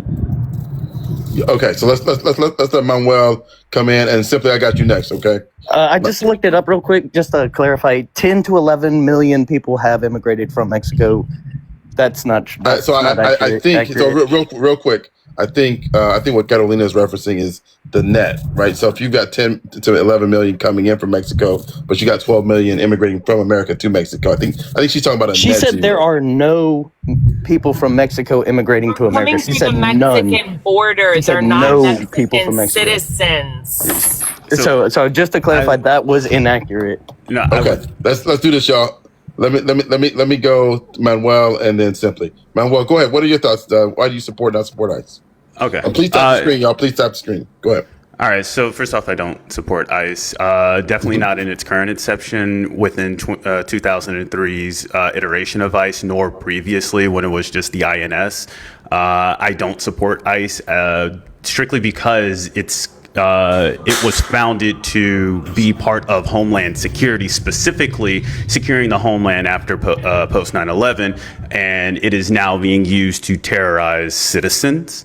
As well as humans. They look at these people as non-human first before they go out and actually do any type of immigration-related duties. And we know this because instead of asking questions, they first they go off of administrative warrants and they just go to detain and then removal. There is actually no humane process within ICE. We also know this because half of ICE is actually HSI. Which has nothing. So they which never has very check and see little. if they're actually Americans. Awesome. So there's never a point where they're actually checking Dark, I'm gonna come. Give me a second, Dark and Mysterious. I'm gonna come back to you. Let me let Manuel finish his comment, and then I'll come back to you for a rebuttal. Go ahead. With HSI, which has very little to do with actual immigration enforcement when it comes to somebody who is here on either overstayed visa or someone who is here that needs to be deported because of a deportation order or anything like that. It actually has to do with other rather immigration-related issues that we can found in 8 USC or INA or the IIR, IRA or any of our other immigration bills. But ICE currently, as it is today, needs to be abolished and reformed completely from the ground up. Okay. Dark and Mysterious, I'll let you read back. Go ahead, just maybe 30, 45 seconds. So just the way he worded that, it made it sound like there's never a point where they check documentation. I just wanted to know if he actually believed that or if that's just he didn't mean to say that. I didn't say that they never. I didn't say that. So you said you said you said that the way that I said it, and then you said, "Did I mean to say that?" Those are two different phrases. So I never said that. You took it that way. Yeah. Well, you said that. What you said was that they're detaining these people and they're taking them and then shipping them back based off of based off of. And if you're saying that they're never looking. If they're never looking into them, are you saying that they're not doing any type of documentation checks? Okay, yeah. So I can elaborate on that for you. I can elaborate on that for you then. So first off, my statement was administrative warrants and deportation orders. We know that they are not checking documentation 100% of the time because we are detaining not only U.S. citizens and military vets, but we also know that U.S. citizens have been detained more than once, as well as U.S. citizens have been deported. So if those two things can be true, then we know that they're not checking their documentation. If those two things can be true, then we know that they are not checking documentation as they should be. Okay, so that is that. I didn't speak. Hold on. The last thing I want to say is I will never speak in absolutes. Okay. All right. Let's do this. Thank you for that, man. How did they know that they were Americans if they never checked the documents? Yeah. Give me a second. Give me a second, y'all. Let me let Simply come in. Simply wants to come in, and then the Wish. I want to let you come in because I know you were trying to interject as well. So let's go Simply, then the Wish. Morning, fam. Simply, how are you? Hope you're doing well. What do you think? I'm great. How are you? Hi, Catalina. Carolina, I wanted to piggyback on what she was saying too, because I used to work at a detention center and we would get U.S. Marshal ICE inmates, and we had people from a few different counties, and there would be a multitude of people from different countries coming in through Mexico, multiple countries. We even had people from China that came up through the Mexican border. So it's not just Mexicans, and I think a lot of people are misinformed when it comes to that. So I just wanted to speak on that because I know that to be fact because I did their intake. But I wanted to point out, we do have an issue with IDs not being checked, because I actually have a friend that is a police officer in Philadelphia who happens to be Puerto Rican. And when they went to the Aramingo neighborhood of Philadelphia, they were just taking anyone that they deemed to be, that looked a certain way, that they deemed to be, quote unquote, not American. And they ran up in his store that he owns and started handcuffing, arresting people. They all had IDs. There were multiple veterans in there because he hired veterans. And he told them, he said, we're American. And what do you mean? I'm Puerto Rican. He's Puerto Rican. Our family was born in Puerto Rico. They live here now. So they're not checking. They're not always 100% checking IDs. I also want to speak on this gentleman that received a Purple Heart that got deported. Yes, he served in our military, Sejong Park, who he came here when he was 7 years old. And see, a lot of people don't understand is that a lot of time when people go into enlist, you have people that are not truthful, that are telling these people that if you serve, we'll go ahead and take care of your, your status, you'll get your citizenship. And that does happen. And I'm talking to a veteran here. I've seen it happen myself. So you have a lot of people that thought that they were going to be taken care of if they served this country, and they were not. But he was deported after receiving a Purple Heart for this country. And I just think that is so disgusting. But I'm seeing things like this happen, and people are okay with it. And that, to me, that's not all right. And then two, I want to speak on the fact that the system itself is broken, because people keep saying, oh, they need to do it the right way, not understanding that the system has failed a lot of these people because there's a backlog. There's not even enough judges to see these people. And there needs to be reform. There needs to be reform, and we have to address this instead of penalizing them for the outcome of the system being backlogged. Yep. Thank you for that, Simply. Wish, give me 1 second. Let's do another poll. It's been a while since we did the last one. But again, while we're doing that, or after you answer the poll, please continue to tap the screen. Engage with the panelists, please. Okay. That protects the live. If you support ICE, put a 1 in the comments. If you do not support ICE, put a 2. Let's go to the Wish. I know the Wish, you want to come in and a little bit earlier, so I want to give you an opportunity to share what you would like to say. Go ahead. What I actually have a question for the people that are on here that's saying that they don't support ICE. From what I'm hearing from y'all is that y'all do support ICE, but Oh no, I don't. you don't like the way that they're handling it. So if you don't like it, then what is America supposed to do with people that are here illegally? If you don't Undocumented. support, say it again. Undocumented. They're here undocumented. They're not here illegally. Okay, well, what do you think America is supposed to do with people that are here illegally, undocumented, or however you want to say it? What are the solutions that you have? Mind their fucking business, and we could start by getting the Europeans to go back to fucking Europe and stay off of my goddamn land. So I'm not going to give a rational answer, so I don't know why people think that there's going to be one. Like, this idea that there's any humane behavior coming from the people who invaded an entire continent, created a G-side against my people, trafficked in enslaved Africans, and have continued to commit these atrocities to people of color globally, you're not going to get a simplistic answer from me. Fuck ICE. Abolish ICE, and I don't want to hear shit about undocumented people until white people go back to fucking Europe, and then we can have a conversation. There's my answer. Let me go to. I'm American Indian myself. I understand the rage that you have. However, the truth is that we do have people that have taken. Which tribe? Cherokee. Which Cherokee tribe? A simple It's question irrelevant. triggered her. Anyway, No, So, It's irrelevant at this point. Not irrelevant because I'm now we're gonna getting give into you the pretendian babble. information that you Now need we're to getting into know. So pretendian at the babble. end of the day, Nope. Now we're getting we into have pretendian already babble, and laws we're that not are gonna derail. placed One for people second. that are supposed to be here, so and let's honor those. real quick, y'all. Real quick. Real quick, y'all. Let's do this. Carolina, go ahead and make your point about that specifically, and then I do want to ask that same question Yeah. to Manuel and Jermaine. Go ahead. Yeah, for sure. I'm going to be real quick with this. So I don't want Smitty's live to be derailed with pretendian babble, but this is something that is so common in this country, claiming indigenous identity when you don't have it. And I can already tell. Anytime I hear someone with your voice like that, and You don't know are my background, so you can't anti-immigrant, and speak then you upon claim that. me. No, I do So know if that. you want to I talk do. like normal. I do, because what you don't understand what I do on this app on a daily basis is I debunk pretendianism with a collective of indigenous and black scholars. We do this every day. So unless you can sit here and definitively tell me which Cherokee tribe you belong to, do not claim American Indian identity, because there are only 3 tribes and they are very specific. So don't do that. Do not do that. Don't speak for us when we come from our tribes and have been here for thousands of years. Are you Siberian? Okay. So real quick, let me go to. Let me go to Jermaine had his hand up first. Just want to be respectful. Jermaine had his hand up first. Okay, go ahead, man. Well, the wish to the wishes question. What would be your solution? We heard Carolina loud and clear. What would be your solution?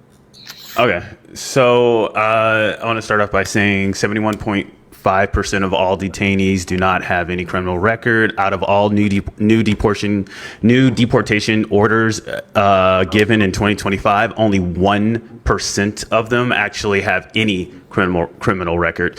What is my solution? My solution is to, if we are a part of law and order, then we need to actually follow the laws in that order in order to commit with doing deportation, detaining, and arresting.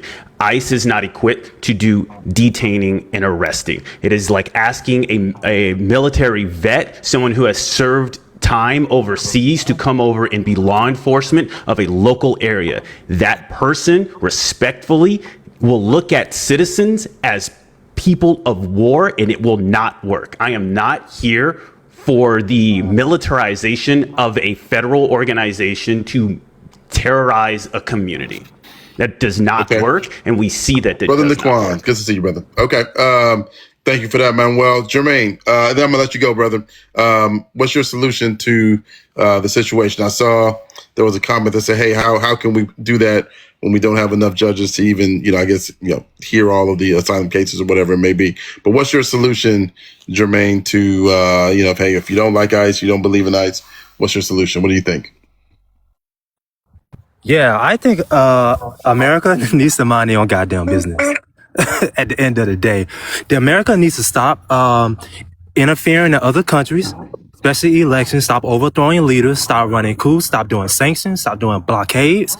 Stop doing all. Stop destabilizing other countries, and let people govern on their own self-determination. And then maybe we wouldn't have this so-called quote unquote issue of immigration. You know what I'm saying, Smitty? So at the end of the day, I don't trust any American system or law that we're talking about doing it the right way. That's very delusional. America doing something the right way, that doesn't exist, and it never will exist. That's why the whole system needs to be abolished. You can't reform this system. You can't reform ICE. We barely want to defund it, because that's why it needs to be abolished. So America needs to mind their own goddamn business. Let people fight their own self-determination. Leave people alone. Okay. All right, Jermaine. Hey, thank you, brother. As always, man. Good to see you. Good to have you up. Well, thank you. Yeah. Thank you, brother.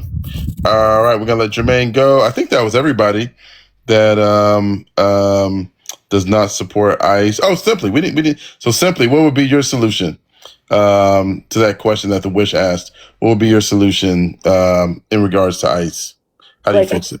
What do we do going forward? Yes. Mm-hmm. Honestly, the entire system has to be needs to completely be revamped, because I the way that I see it, even with the people that we were holding, there's just no. I feel like the process is not cohesive. It's not. People think it's as easy as like going to get their driver's license and becoming ID'd here or registered to vote. It is not a simple process. And there's times I literally cringe from listening to people oversimplify the process. We need to start with the I think what do you call it? Like the administration part of it, or again, the judges, the courts, because how are you penalizing people? And again, a lot of these people are coming because, I'm not gonna say all, but a lot of them are coming because we destabilized their country. As someone that's been, that's fought, that's been, I've been deployed several times. A lot of people, that's the uncomfortable conversation that a lot of Americans don't want to have. We destabilize other countries. We leave them destitute a lot of times. And people come here because they feel like they still have a better opportunity than what they were left with. And so I don't see it wrong, for people to come over here. I just think that we have the responsibility of having a better process than what we have. And doing that would be, I don't know. I think we're going to have to hold our local officials accountable, talk to our senators, because obviously it doesn't work. But here's the thing. They already knew that it didn't work. This is nothing new. They knew that it didn't work. Okay. All right. The Wish, The Wish, what do you think about the answer to your question? And then we'll go to Carolina next. I don't think much of the We'll go to answers Dark to the next. questions, to be honest with you. I think Okay. as far as, something has to be done, regardless to if we want to be anti-American, American, Indian, whatever we want to be, it still needs to be some type of order. I mean, we do have things, money, economy, things that are not accounted for that could absolutely benefit the nation. So if people are here illegally, it needs to be some type of form where they're paying into the taxes, they're doing different things if they're not, so that the economy could boost. I think it would be beneficial, but I also see the negativity behind it too. Okay. All right. Let me go. Dark Mysterious, what are your thoughts? How did you feel about the answers to the specific questions about the solution to the immigration? Go ahead. Can you give me like 2 minutes on that? Oh, yeah. No, you got well, yeah. Okay, so we're going to go Carolina, and then I want to get the new panelists in. And Manuel, I'm going to come back to you in a second. But go ahead, Carolina. Yeah, so 1 second, like with that comment, that this is what I mean, that these arguments that are anti-immigrant are not done in bad faith, because we can look, there have been studies out of not only the IRS, but the Department of Labor, all of the government systems that state that immigrants, including especially undocumented immigrants, pay billions into the tax system every year. What they cannot do is they cannot receive tax refund. And then we lost you, Carolina. To be on Medicaid, they're not allowed to get. Oh, sorry. Hold on 1 second. Okay. While Carolina Okay, can you hear me now? Yeah, we got you. Go ahead. Can you hear me now? Yeah. Okay, yeah. So they're not allowed to reap the benefits of their taxes. So they can't get EBT, they can't get Medicaid, they can't get Social Security or disability, anything like that. However, they pay billions into the tax system and never see those benefits. So like this idea that they're not contributing is actually asinine. What they contribute to the GDP is larger than any other demographic in the country. So if you're going to have an argument, Are you saying the majority of them pay taxes? That's what you Or just really some of them? rumbling, Hold on, y'all. because at the end of the day, I said if they are or if they're not. That's the So truth. real quick. Hold on, y'all. Let's we'll let y'all we'll let y'all rebut. Let me I was give in me the a middle second. of landing my plane. Yeah. Let's go on, Yeah, Carolina. thank you.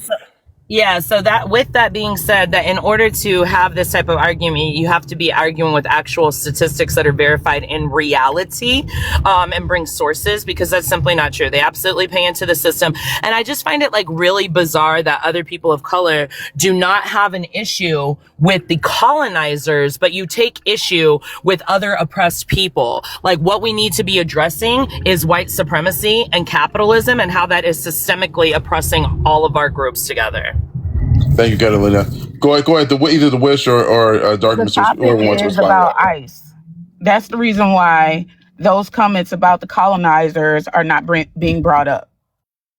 So if we were to talk about that, then of course we will most likely agree with you, if not fully agree with you, on the things that are happening to the minorities. But we also have to look at what's going on with the immigration in this land. Okay, let me go to Van Gogh, new panelist. Van Gogh, why do you support or not support ICE? I think I saw your comment, so I think I know what you're going to say, at least about that. But I want to get you up, given what you said a little bit earlier in the comments. Go ahead. Yeah, I don't support ICE. You know, I feel they're a Nazi fascist state. I was just deported 8 days ago, and I showed them my U.S. birth certificate, and they didn't give a shit. They almost killed me 3 times, so I'm in really bad health right now. I'm in bad shape. I'm getting better. I've been. Where are you? Right here. What country are you in? They deported me to Mexico. So you're in Mexico? Yeah. Right now I'm in Mexico City. I got here 8 days ago. I can't. Who's ever talking is breaking up. Oh no, we lost. I think it was Dark and Mysterious. So go ahead. Yeah. So they're. What did I do? I didn't drop them. I don't know why y'all mad at me. Go ahead. Go ahead. Go ahead, Van Gogh. They are lying to the press, a lot of propaganda. One of the things that just really affected me was I never saw the outside, but maybe once a month. And, you know, I used to go to the park and walk the park every morning, every day with my dogs. So it's crazy. There were a lot of citizens. Many of them were naturalized, and there was a lot of permanent residents. But the worst part of it is they're doing a double jeopardy. So if you get accused of a crime and the state judge dismisses it, finds you innocent, finds you not guilty, right? Immigration still sees it as a conviction. So now you become deportable. And that's the injustice. People are, getting falsely accused. The judge sides with Let me ask you a question. Real quick, Van Gogh. Let me ask you a question. How did it happen? Can you tell me a little bit more about what happened? Like, what were you doing? Like, how did it? If you would like to share that piece of it. So, 15 years ago, that was the first time I got approached by ICE, because about 25 years ago, I was accused of fraud. I built a house for a person. The budget was $2 million. And she accused me of a fraud for $250,000, which we went to court here downtown and here in Houston, Texas, and the state judge dismissed it. Okay. I won my case and I put a lien on that house. And immigration came behind me and said, well, we still see that as a crime. We don't care that the state judge dismissed it. We're going to take it as a conviction, and we're going to deport you. So since then, I've been fighting it. Since 15 years ago, I've been fighting this whole thing with immigration. Okay. All right. Thank you for that. Let me go to Manuel. Go ahead, Manuel. I think you want to jump in. And then Simply, I think you want to jump in. I am looking for someone else who someone else who supports ICE, who wants to come up and have a discussion as well. Let me go to Manuel. Go ahead, Manuel. Yeah. Just to continue on with your topic, host. The reason why I do not support ICE, the second reason, is because of the reports that we're getting out of, whether it be from government audits to lawsuits to to like human rights investigations, the neglect and utter abuse that's going on in detention centers. Which detention centers are not supposed to be holding cells. They're not prisons for anybody. So that's another reason why just seeing what the people who support ICE, like, how do y'all feel about the detention centers, the overcrowding, not getting any food, what should be classified as human rights violations? Okay, let me go to the Wish. And again, please only put in a request. Feel like real quick, the Wish. Let me just make one quick announcement, and I'm gonna let you respond. Please only put your request in if you do support ICE right now. I know some folks I want to get up that don't. However, we got quite a few people that don't already up. But I want to get one more to be fair to the Wish and folks that do support ICE. I kind of want to have it be more balanced. Okay, go ahead, the Wish. Go ahead. I Your don't response. support people being mistreated, and I think that's what I mentioned in the beginning, that they do need to have some type of structure in ICE to hold families or to immediately deport them back to their countries. But I don't believe anyone should be mistreated, regardless of color, nationality, or whatever.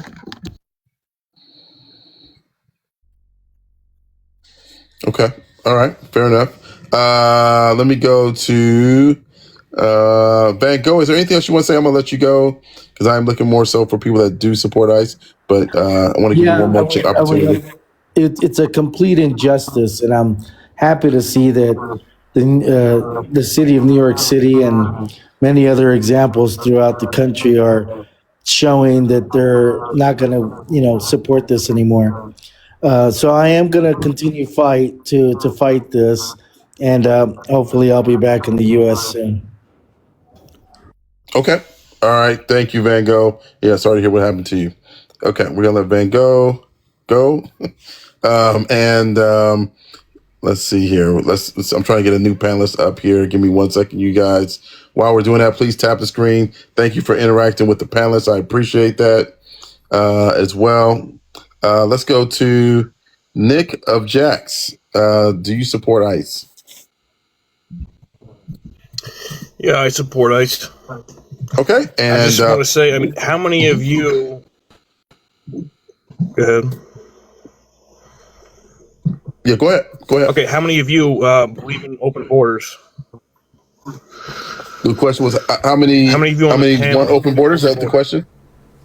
Go ahead, Kelly. I do, as long as we're getting rid of European anchor babies. Yeah. Yeah, so Okay, as long so as open Europeans go borders. back to Europe, I'm cool with open borders. Yeah. Do you realize there's almost 9 billion people on planet Earth? What did you say? You're cutting out. Yeah, you are kind of cutting out, Nick of Jax. I think he said. Do you realize there's almost 9 billion people on planet Earth? What's your point? You think they all want to be here? They don't. Trust me. Would you be okay with, let's say, 5 billion, 4 billion, 3 billion coming in? Yeah, as long as white people go back to Europe, I'm cool with that. Yeah, I'll swap. I'll swap with all of Europe. We can take all their people of color. Yeah, I'm down. And how I don't would you believe in expect open that borders. infrastructure to hold 4 billion people? Okay, let's do this. So Manuel and then Simply, or Manuel, the Wish, and then Simply. Let's do that. The question about open borders. What do you think about that? Yeah, first off, just going to come at a different angle. There's no such thing as open borders. No country ever has open borders. What you might be alluding to is the idea that people can come in unvetted. We already did that in America. I don't see why we can't do that again. It seems like rules for thee, not for me, when it was with the Italians, right? Rules for me, not for thee, when it comes to people who are coming from the Central and South America. So I don't understand this concept of open borders, because there's no such thing. I do believe that we have laws on the books, but I also believe that specifically underneath this administration, those laws have been subverted. Have those laws always worked? Probably not. Have there been issues? 100%. Our immigration system needs reform. It was built off of something back in the 60s. It is not today. We have more issues going on around the world. People are trying to come here to better their lives. I don't see why we should deter that or turn them away, especially off of some arbitrary cap limit on visas, on green cards, or some bullshit about you need to know the national anthem before you get citizenship. That's redundant, that's stupid, and that's not going to further the American economy, as somebody said up here, or anything else.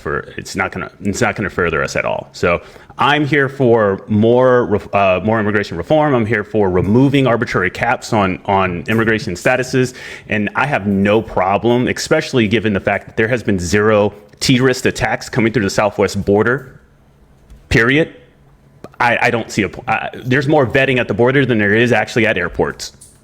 Manuel, I'm glad you said that because I just want to say this one thing real quick. The reason why I responded why I did, because I know it gets them so tight, is because their question is disingenuous from the jump. Like, it is exactly as Manuel stated. There aren't open borders. And this concept that people are actually advocating for just free, everybody come whenever you want, that's why I answer the way I do, because you guys are being intellectually obtuse about the topic. And again, you don't care when the majority of Europeans were white and they had absolutely zero vetting process and they were actually getting paid to come here at the expense of Black and American Indian people. So yeah, it's just a disingenuous question from the jump. You don't care when white people aren't vetted. You only care that Black and brown people are in this country. That's the issue.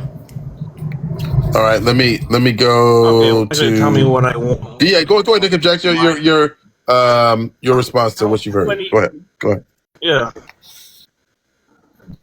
Well, you can tell me what I want, don't want, because you're not a moderator. But secondly, then how many, if you want open borders, when how many is acceptable per year? What are you okay with? What is the cutoff limit? I can answer that. I kind of heard what he said. The first part didn't sound too coherent because he was breaking up, but I don't think that was there was anything relevant in there. So the second part, again, arbitrary number, right? Cap. First off, we don't have a cap. Point blank simple. We don't have a cap on how many people can be encountered at the border. We don't have a cap of how many people can actually enter the United States.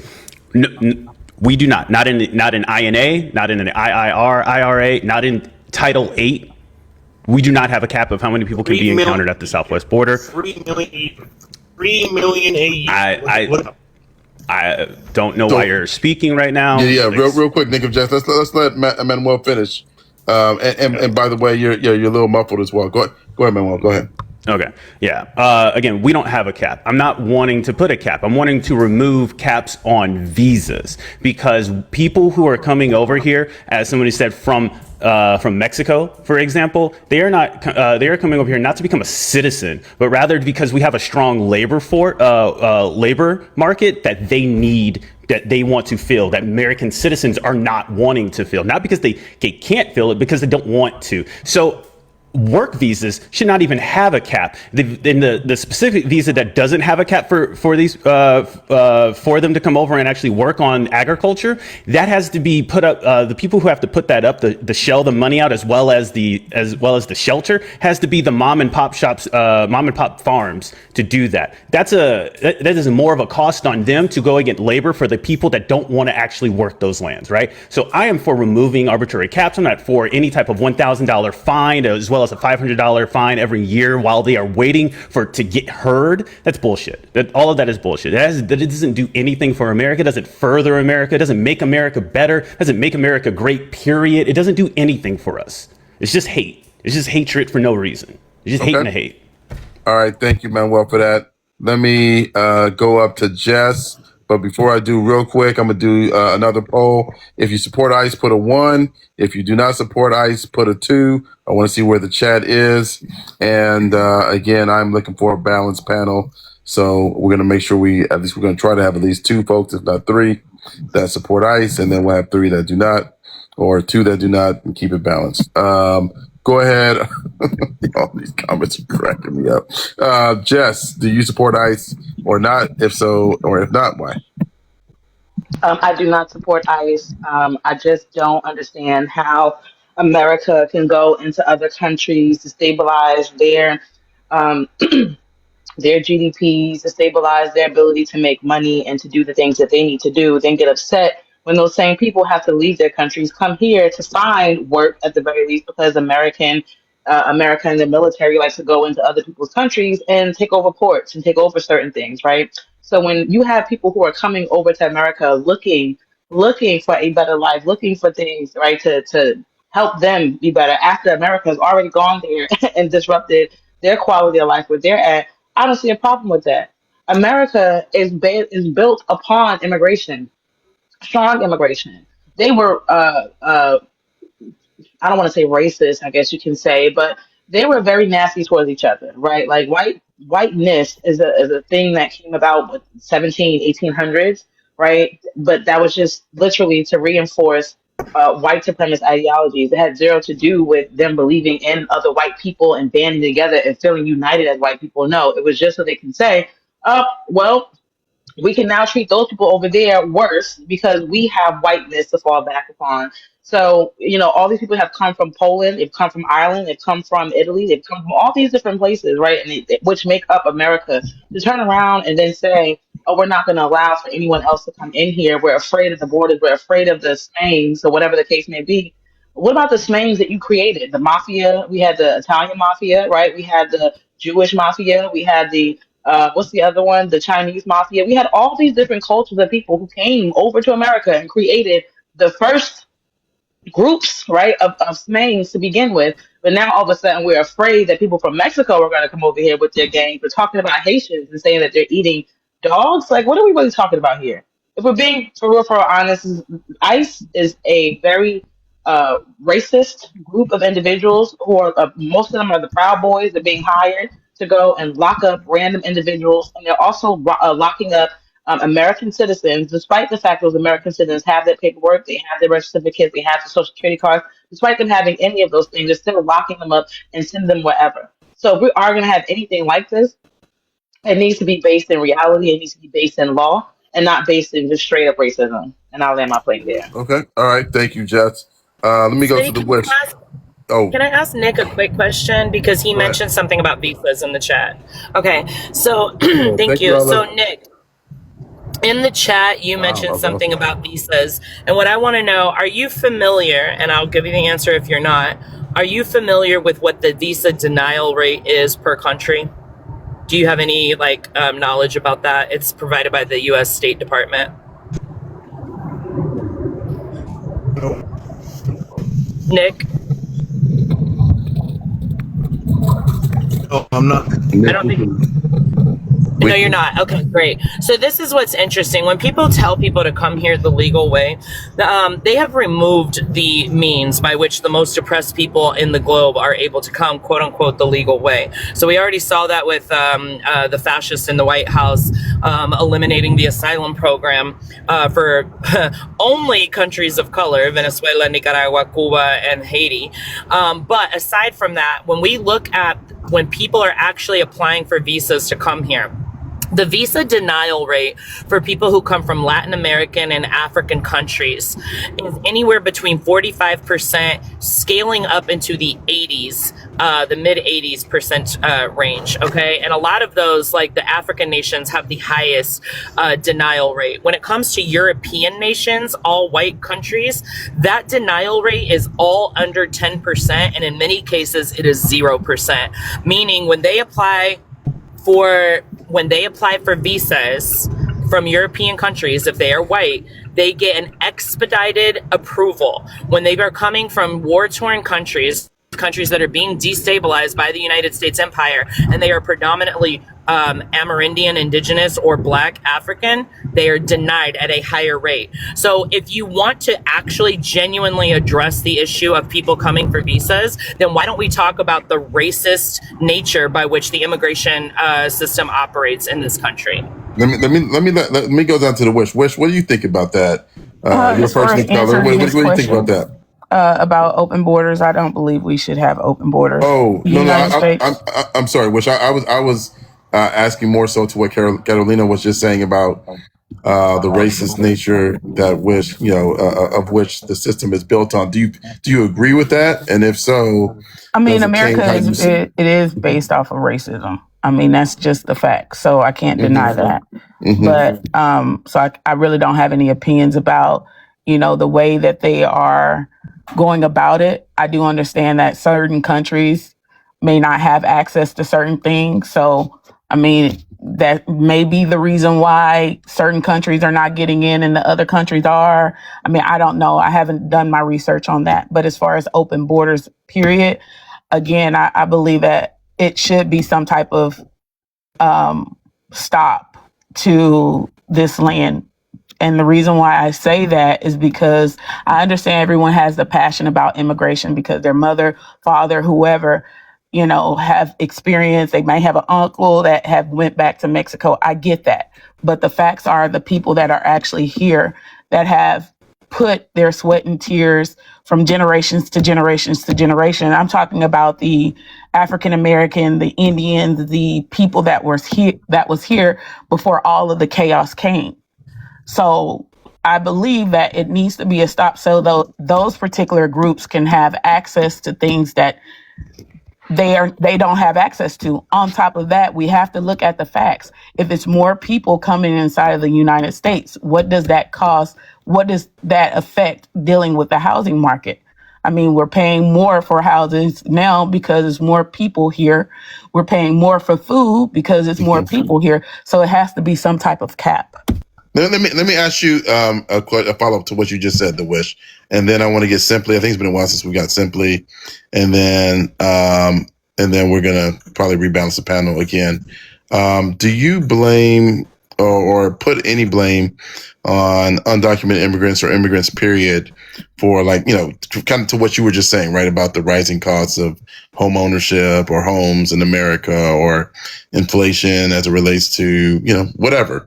Do you blame or put any blame on undocumented immigrants for that? Do you think that they're the reason for that?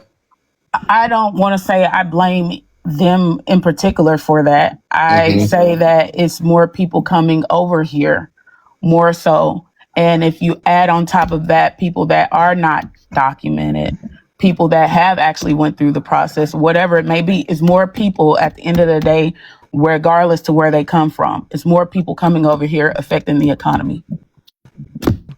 Okay. All right. Go ahead, Manuel. Your thoughts to that. And then Jess, I'm gonna come up to you because I gotta let you go. Well, actually, hold on. I might be able to keep you up a little bit longer. Let me see, Manuel. Go ahead, Manuel. Go ahead. Okay. Yeah.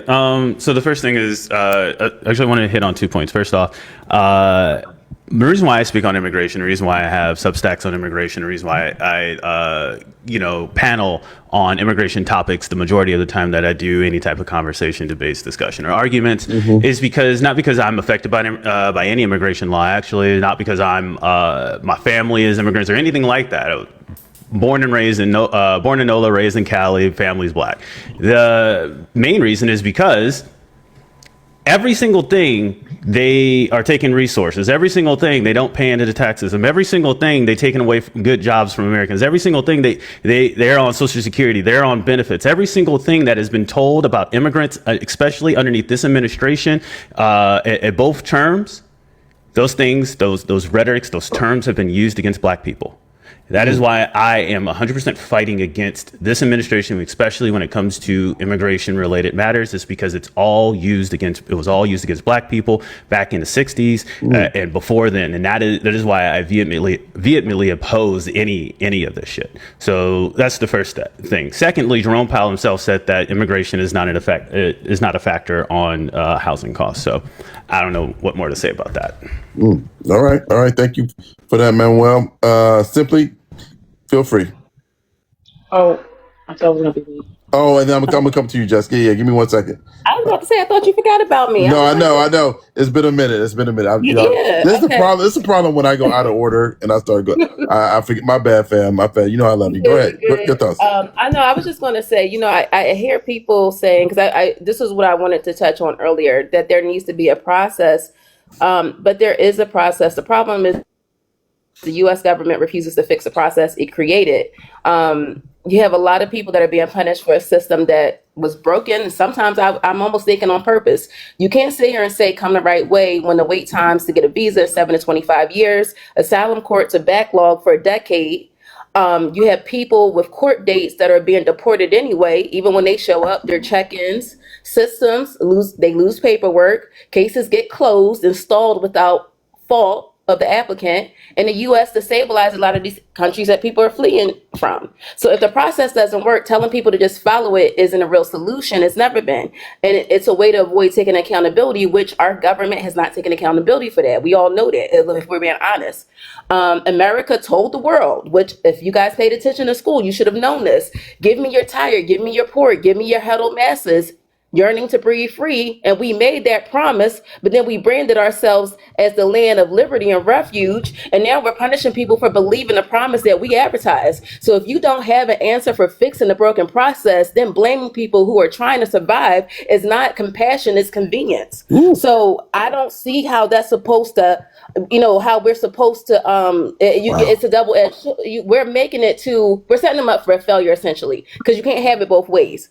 It's either one way or the other. So our process is broken. So one of the other issues too, there are fewer than 800 immigration judges handling millions of cases.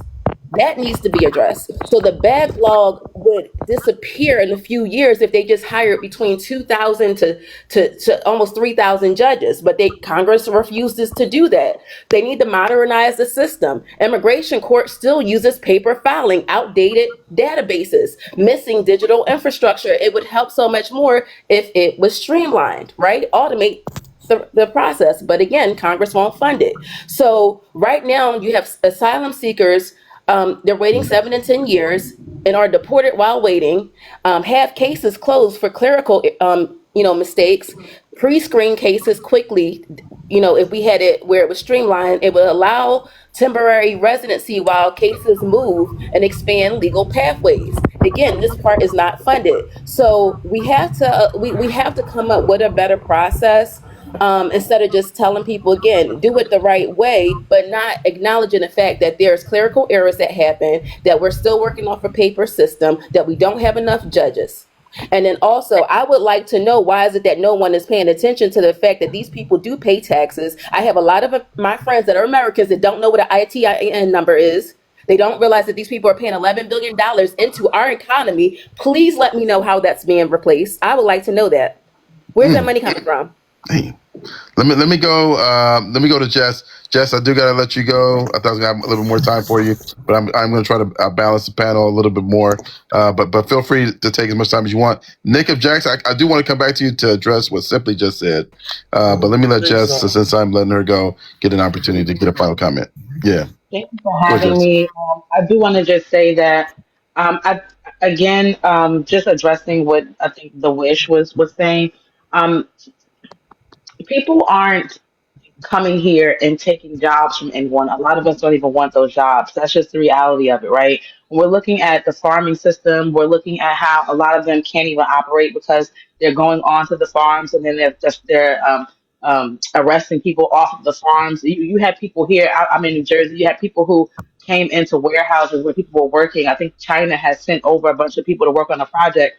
Those people had to stop their operations. China is at this point refusing to even continue, but they were coming over here with new AI technology, and they were teaching the warehouses here. I think it was like for Ford or one of those companies. They were teaching them how to use the technology that they created for the cars or whatever the case may be. Anyway, my whole point is a lot of the immigrants that we do have here are people who are moving this country forward, who are bringing forward new information, again, new technology, new ways of doing things.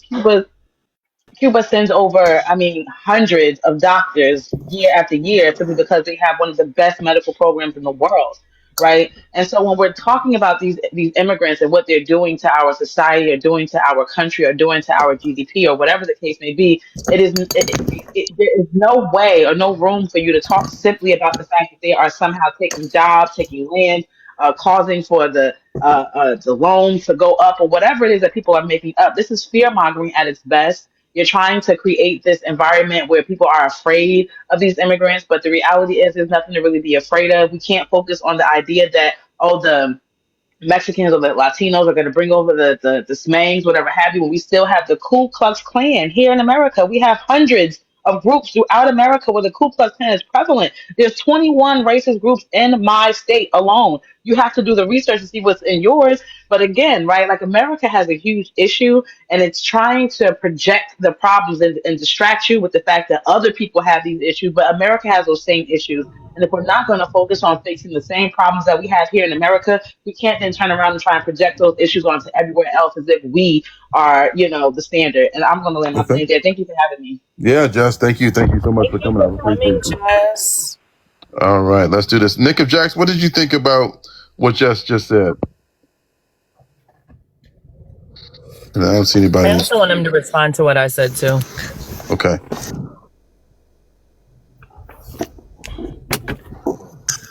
I guess I got a few points. Go ahead. The point number one is made between 4,500 and 5,500 members in America. That equals out to be about 90 per state. Okay, that's non-relevant. That's basically non-existent. Secondly,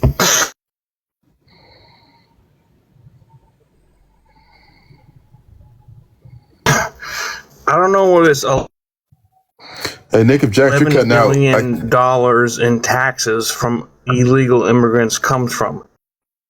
I think you might be It's illegal, conflating it's illegal undocumented. with legal. Please be Undocumented. humane when talking about them, please. And you cutting out too. I'm gonna just say his Wi-Fi. I don't want him to speak hatred. I'm just saying. Exactly, the ancestors stopping immigrants. Because illegal in America, or no, not one. Illegal immigrants costing America $200 billion a year. Well, what are you talking about? Okay.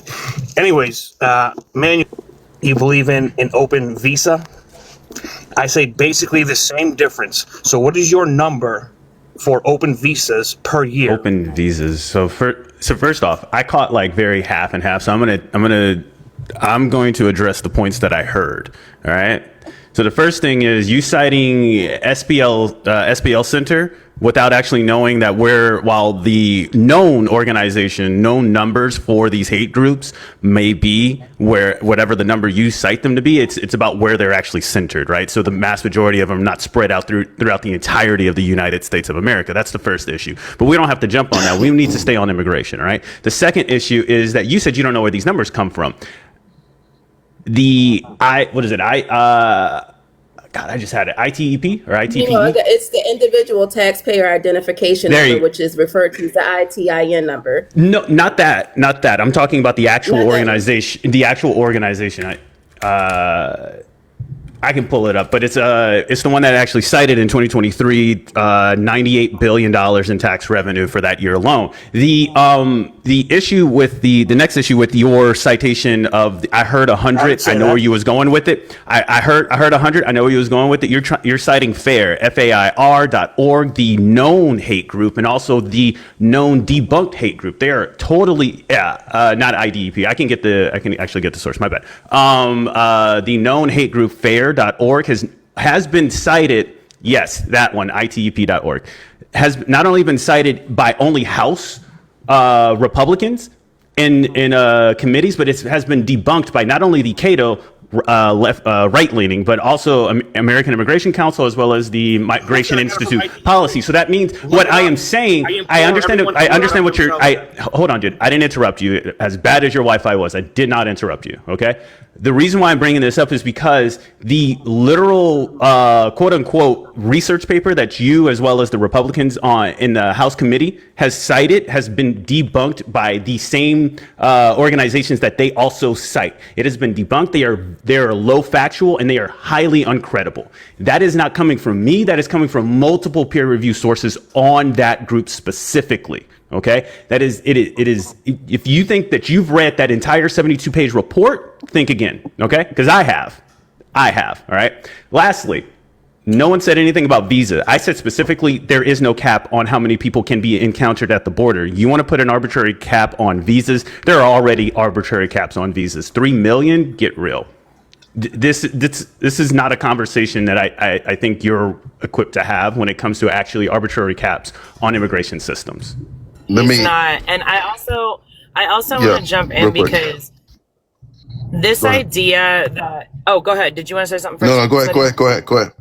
Okay. Yeah, I'll be quick. So this idea, like she mentioned the Triple K as an example, right? And that's the part that you decided to hone in on and ignore everything else. There are so many different hate groups. And this is why this is so interesting, like for people to, feign that they care about law and order, right?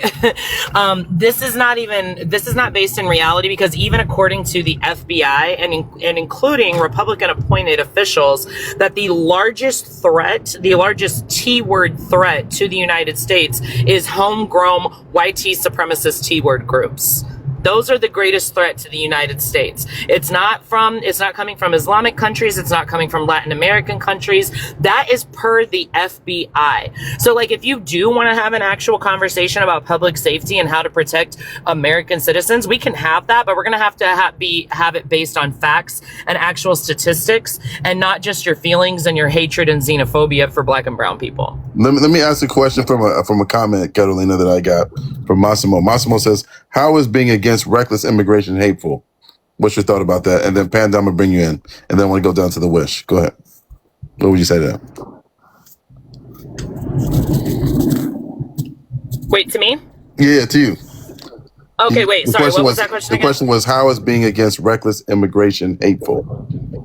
What do you think about that? Because it's how are we quantifying it? So this is what I'm saying. Like, when people like to use buzzwords without being able to quantify what they're talking about, that's what my issue is. What are you defining as reckless immigration? Again, I would consider reckless immigration the bringing in of white South African farmers who are not facing any type of oppression in their homeland, but because they are the virtue of being white are able to be given this pass. Is that not reckless immigration? What are you defining as reckless immigration? I feel like the issue is that people do not want to say the quiet part out loud. They don't want to admit that they have a problem with people who do not look like them being able to come into this country and find a means of survival.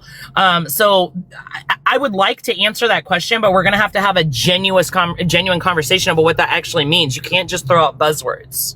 Okay. Thank you, Carolina. We'll go to Panda, then we'll drop down to the wish. Panda. I mean, I know the answer to this question, but I'd like to answer. oh, I'd yeah. like to answer that Okay, go ahead. question. Go ahead. Yeah, go ahead. So the only reckless immigration is imperialism and colonization by Europeans. That's the only reckless immigration. Period. The end. Reckless immigration. If you are a whitey and in the Americas, you come from reckless immigration. Okay. So, and then second of all, so I hope that answers the question. I just want to clarify too, because I think Nick and, is it The Wire, or Wiz, whatever Yeah, down there? the wish. The wish, yeah. The group that plays the highest effective tax rate, including local and state in this country, are undocumented workers. Period. The end. They are what is actually literally upholding the Social Security system in America. Thirdly, I'd like to ask Nick and The Wish a question. I think you guys are confused of what open borders are, because Manuel says there's no place that has open borders. There is one place in the world that pretty much does have open borders, but there were two places prior to 9/11 that pretty much were open. One of them was kind of like a regional thing between three countries, specifically if you were a white American. Do you know what those two places are? Hold on. Let's go to Nick of Jax. I think you got muted, so let me unmute you if you want to answer that, or The Wish. Whoever would like to answer. Can you repeat your question? Okay, so there are there's only one. I'll tell you. Okay, Where they excuse weren't. me. They She weren't the wants me to strongest economy clarify the country in the question. world. She wants me to clarify the question, so please wait. Reckless Well, immigrant. you asked me to answer. I know, but please. then Wish asked for Wait. clarification. So reckless immigrant, I'm gonna need you to just hold on 1 second.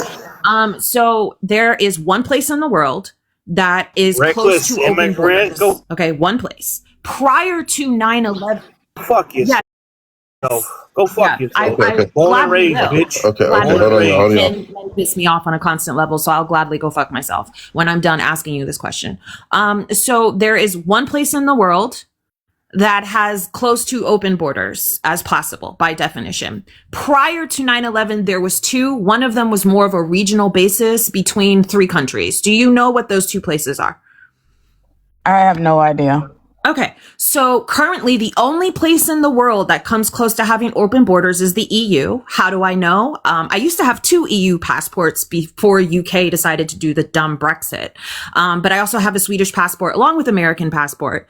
So basically, not only can I go from any EU nation and work there, settle there, buy a home without any paperwork, I can also, when I travel to Europe and when I go home to Sweden and I take people with me, I put their passport passport behind my passport when I land in Copenhagen. I know Copenhagen's in Denmark, but I'm from the south of Sweden, so I fly into Copenhagen and then cross the bridge over into Malmo.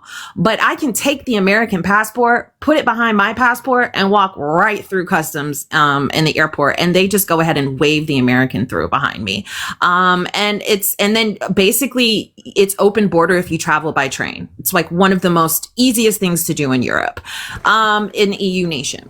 If it's an EU nation, if you have an EU passport, and even if you have someone with you that's not from the EU, it's super easy. So I think you guys are confused what an open border is. And it's so successful that when the UK left Brexit, when they left the EU, they now have issues because of that. Because they left EU, an open border situation, because the Reform Party was going crazy over all the brown faces, but yet love curry. Weird, I know, right? And now the UK is suffering because they decided to be racist and say, we don't want to do this anymore. Now there was another place that was pretty much open border before 9/11. Do you want to guess what that? There's 3 places interconnected with one another. Do you want to guess what that place was? Go ahead, hon. It was America. It was America with Mexico and Canada. Right? So you guys don't have a problem with open borders when white people were going between Canada and Mexico with just birth certificates. And also, the reason why you guys have so many people coming over into America and staying is because of the racist government post 9/11. Because I don't know if you know this, but most Mexicans who worked in America were crossing that border to work and then coming back over to live. They didn't want to stay in this ghetto ass country, right? So they were crossing the border to work and then they were coming back and staying in Mexico. But then 9/11 happened, right? And the US government decided to get super racist and super Islamophobic and decided to use this as an example to say that the southern border was why this issue happened, right? And they closed it off. Right? I don't know if you know this, but like I remember going back as a kid between Mexico and America, and my dad wasn't yet an American citizen. He was a UK citizen, and my mom was always a Swedish citizen, never became American. And they would put their passports behind my birth certificate, my American birth certificate, and go back and forth between Canada and Mexico like it was nothing, right? So again, you guys don't know what you're talking about when you're talking about open borders. You don't also know that the reason that open border situation, as close to an open border situation that you can, actually allowed border control to concentrate on the actual issues at border and correctly screen people and get people through faster and actually get to focus on who was supposed to come through this country and who wasn't, right? But then 9/11 happened and the stricter rules came, but they didn't put an administration and an infrastructure in to support those stronger rules, as Simply was saying. So they didn't put, more judges in. They didn't put more money to go ahead and go through immunity applications. And so it slowed the process up because literal racism. So it's just really weird that you guys don't know this, but you're just like out here screaming open borders. And the last question, excuse me, I'm almost done.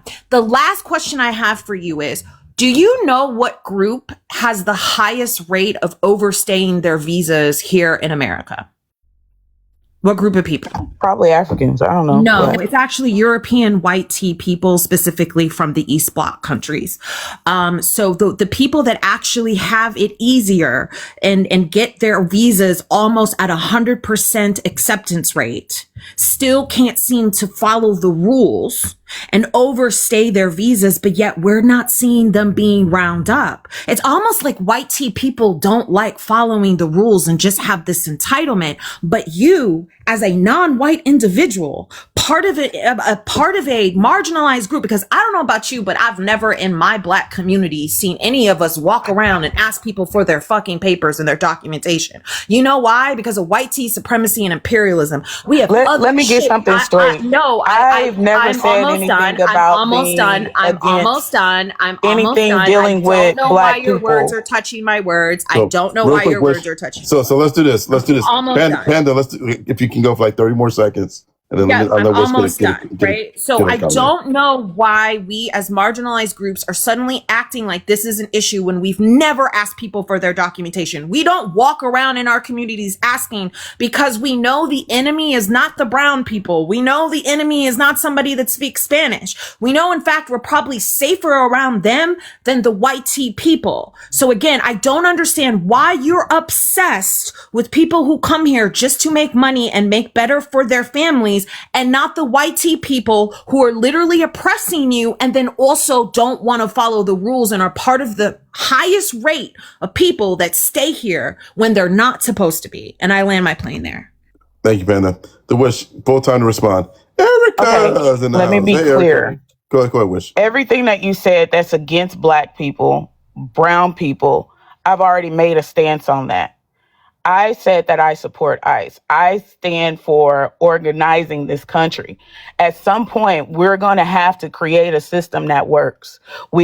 Everybody on this panel said that it's not working. What is in place is not working. My stance is finding something that does work. I don't get why everybody is trying to say, okay, you believe that I'm trying to hold white people, not accountable for this, that, and the other. My stance, again, is to make sure there is a system for people to come here the right way, making sure whatever systems that are out there to make sure that it actually works.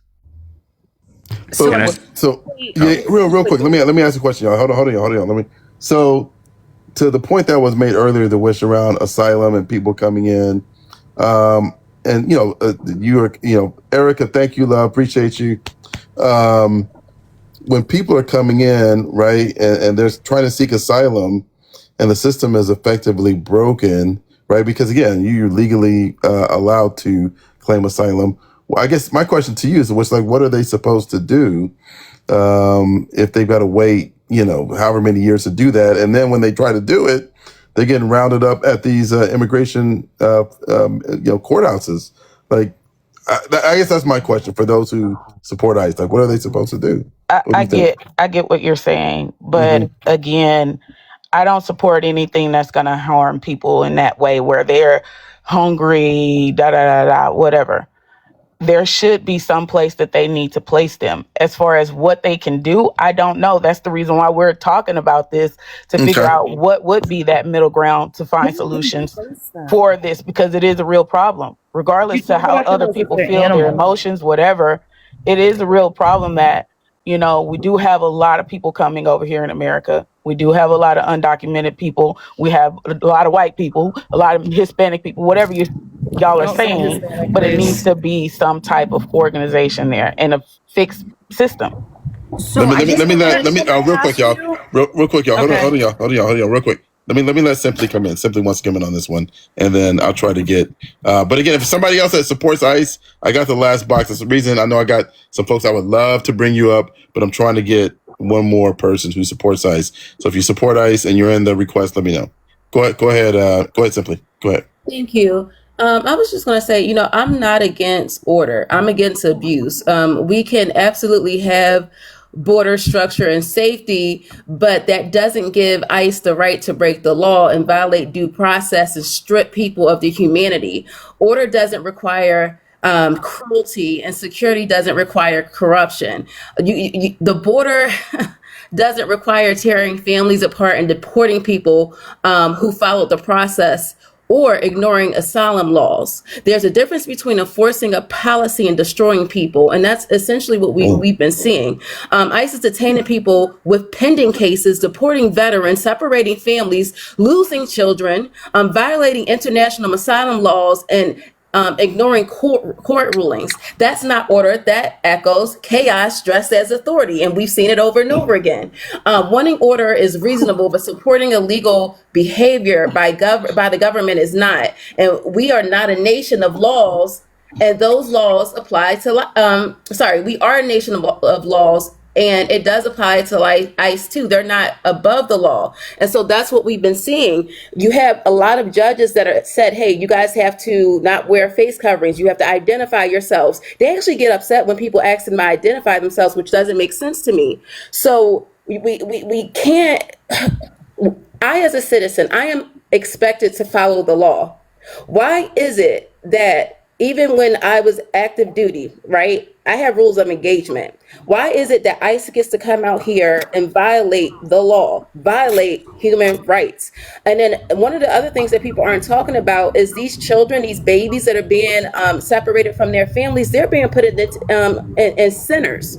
I don't even know if these babies are being reunited with their families. And then you've had other family members that tried to get the child or get children that were taken from their parents, and they won't give them back.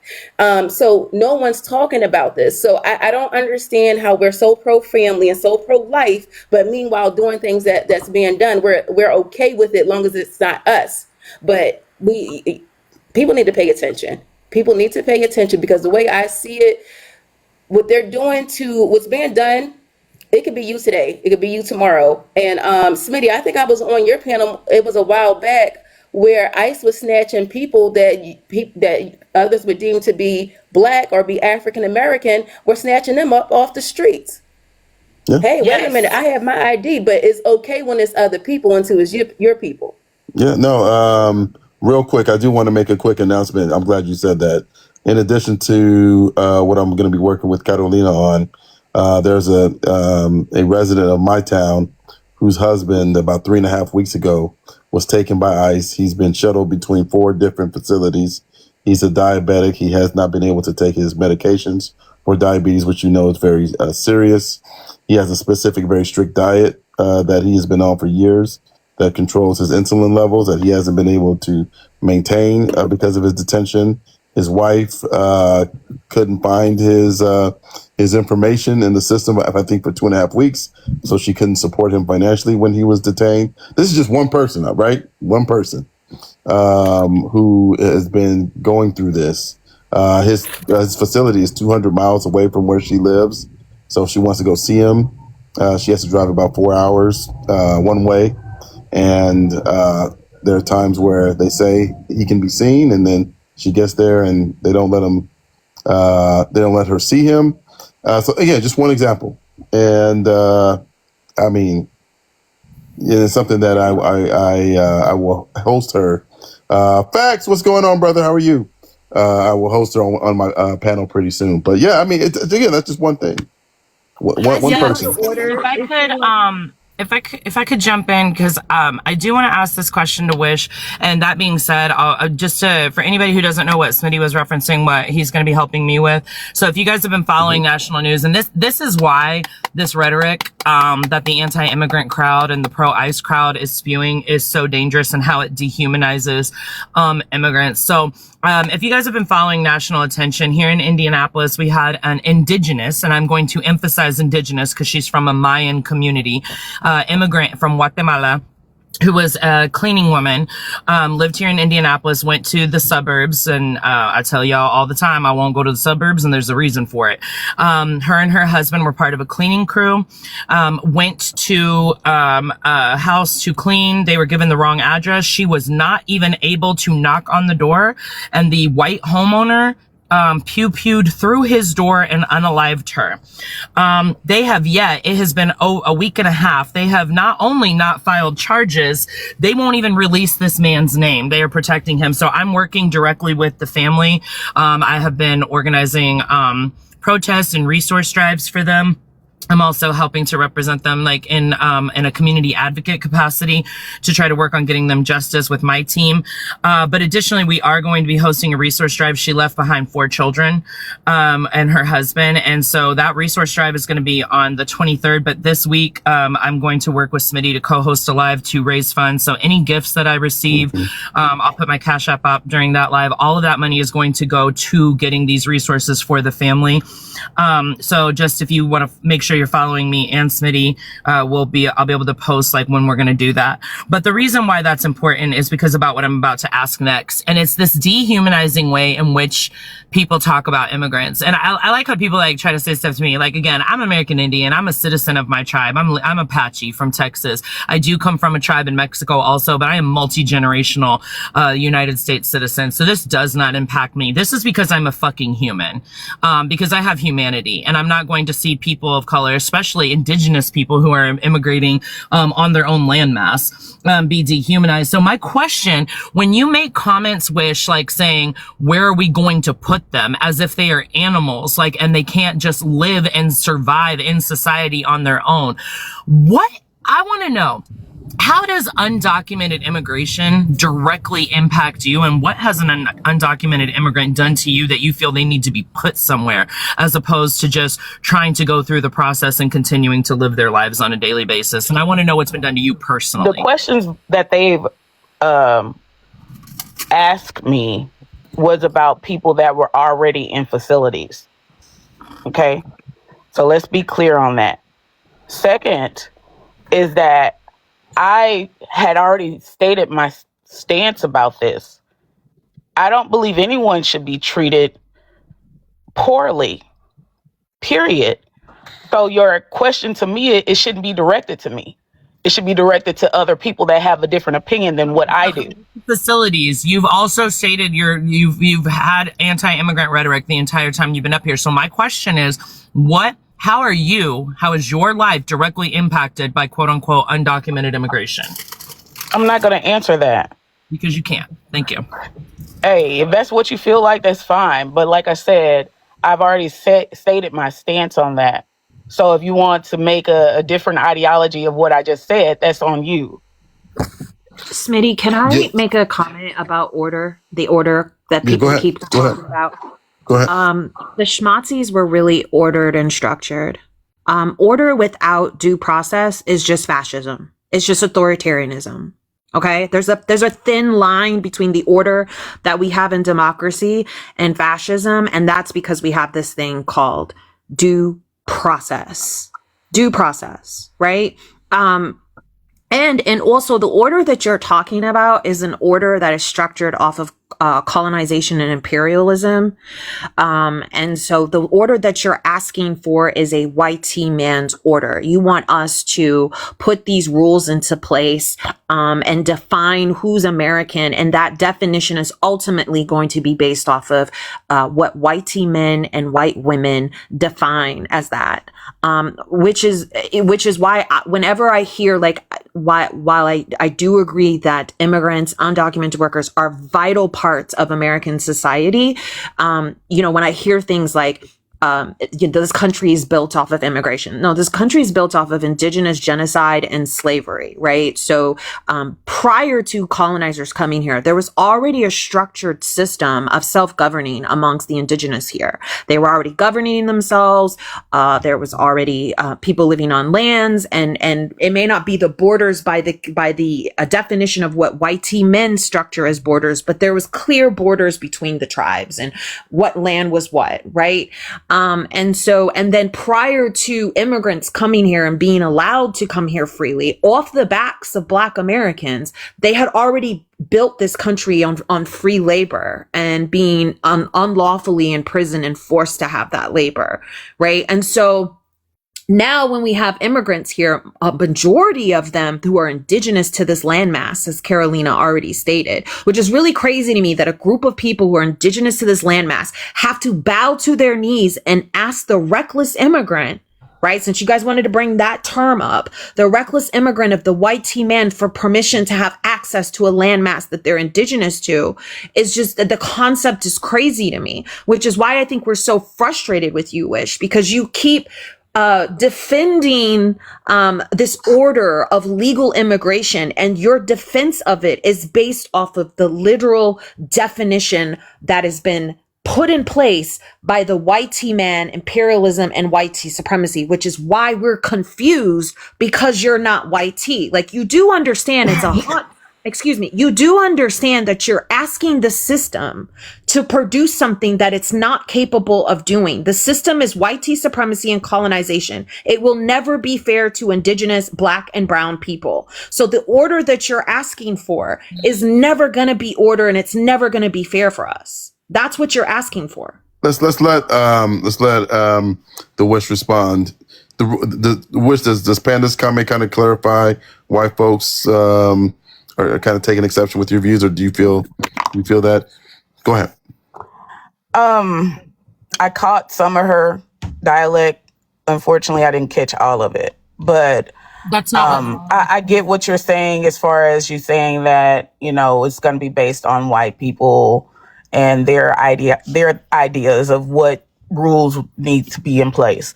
But we also have to think that, it is state and local government that we as the people need to be involved with, Okay. So So to quickly respond to that, state and local governments of states such as Massachusetts, New York, have said that we want to be sanctuary states. We value our immigrants, whether they're documented or not. I don't know if you know this, but Boston is the safest major city in America. I was literally walking through Chinatown the other day at 3 a.m. by myself eating crab raccoons like it was nothing. But according to this fascist administration, Massachusetts is out of control, but we're literally number one across the boards out of all states. We also contribute, after California, based off of our population size, more tax dollars. For every dollar we put in federally, we lose $3.45, which is literally like a couple cents less than California.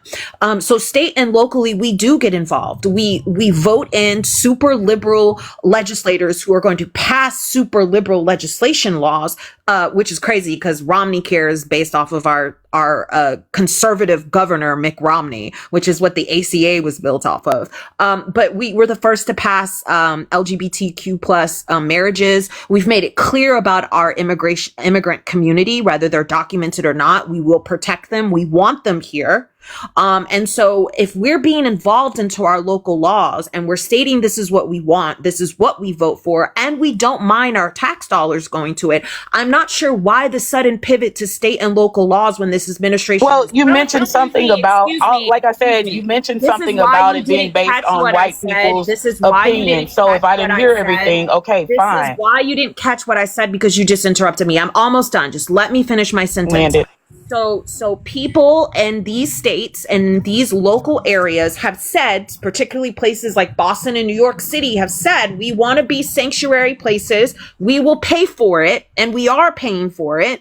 But yet the administration is saying, we don't care about how you guys want to govern. We're not going to allow you to do that. So I'm just really unclear about that pivot suddenly to state and local laws.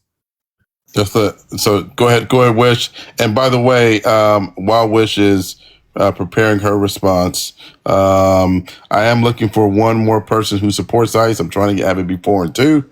So that's why I'm kind of giving Wish a lot of time to kind of dialogue, because she's the only one right here that does support ICE. All right, let me shut up. My dialect. No, stop it. Let's let Wish respond. Like I said, let's let Wish respond. We are a country. Go ahead. We have things that are in place. Some people may not be heard. Some people may.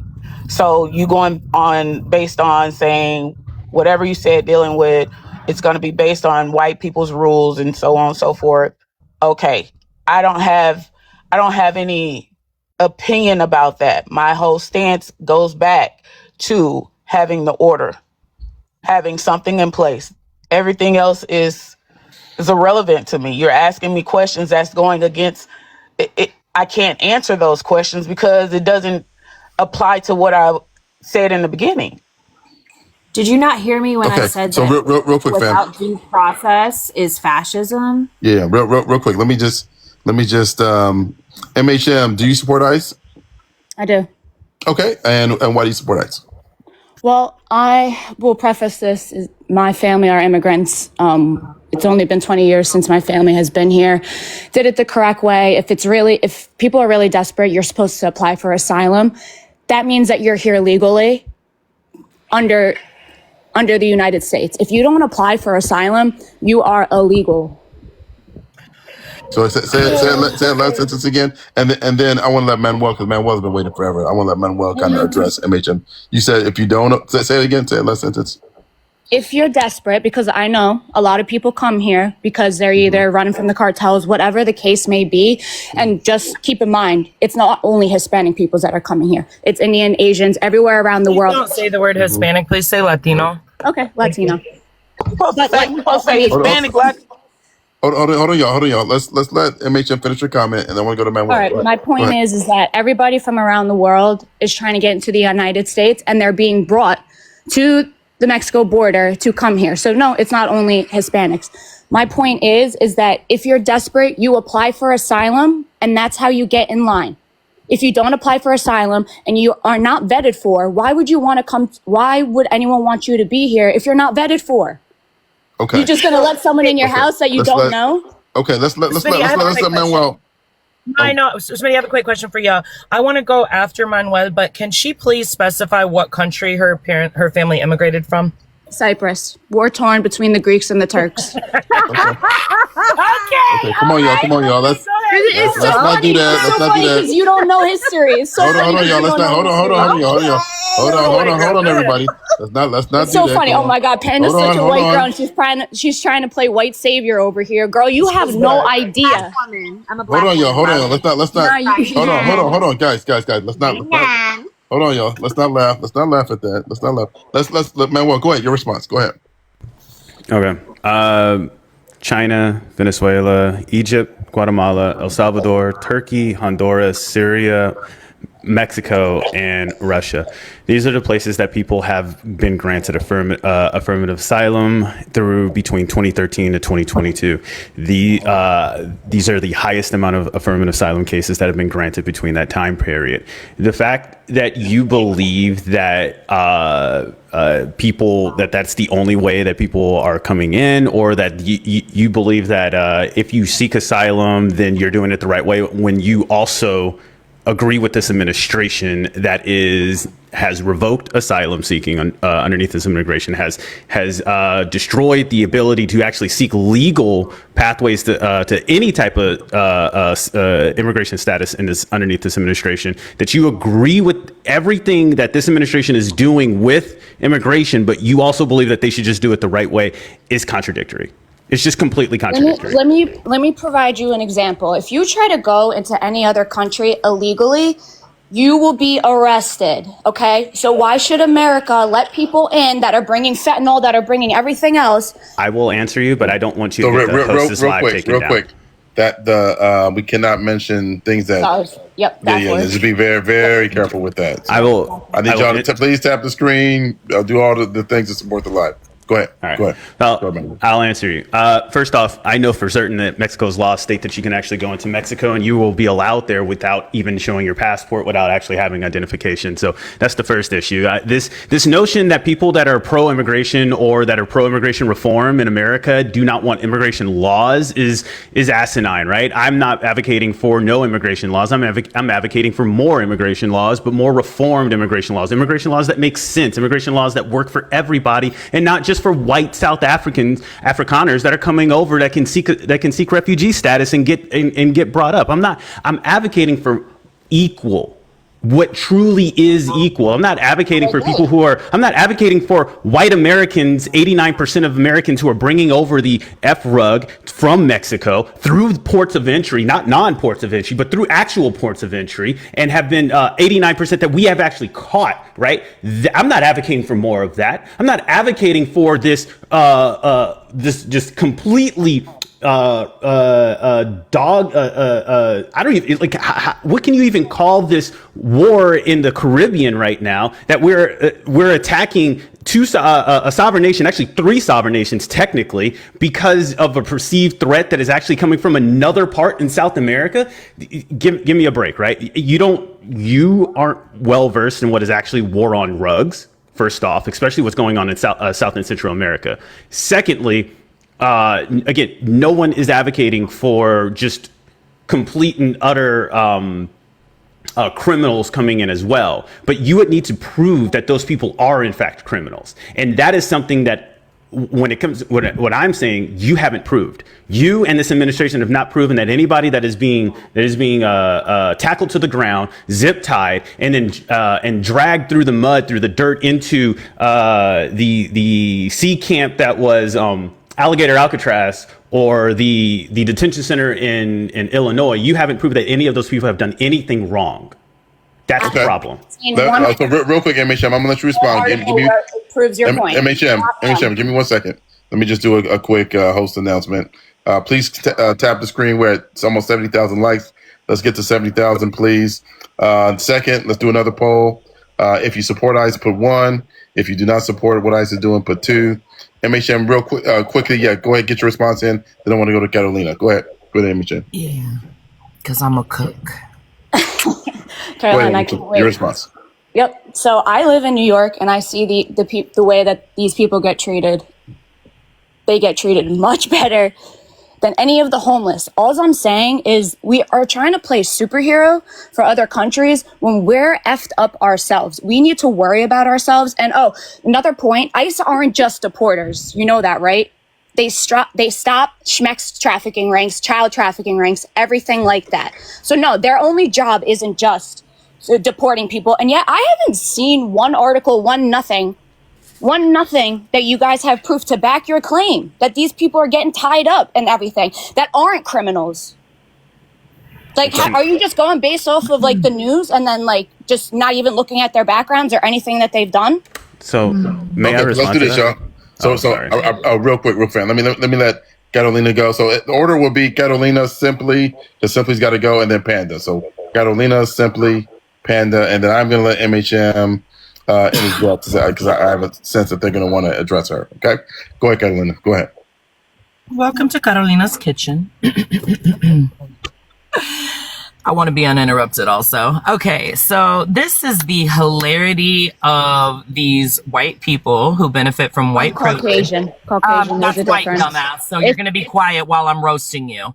Thank you. So that's white, Caucasian, European, you're white. Stay motherfucking silent. Okay, hold on. Let's let Carolina finish. Go ahead, Carolina. Go ahead. Okay, thank you so much.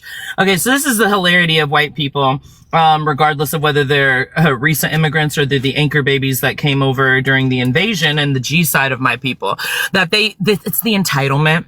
It's the entitlement that they think that they understand these processes. So when we talk about asylum, like we've already established, the 4 countries that were removed from the asylum process and lost their benefits of temporary stay, temporary protection, were Venezuela, Cuba, Haiti, and Nicaragua, right? Who was not affected by that? Ukrainians. Oh my God, what's interesting about Ukrainians? They're white. Okay, now let's talk about how asylum is determined. So as an American Indian who is also very well traveled and has lived in Cuba, why was Cuba on the list for so long for asylum?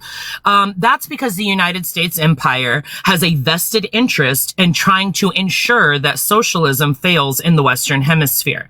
So it was not based on any type of economic strife or actual oppression. And I can debunk all of the propaganda about Cuba, but we'll get into that in another time.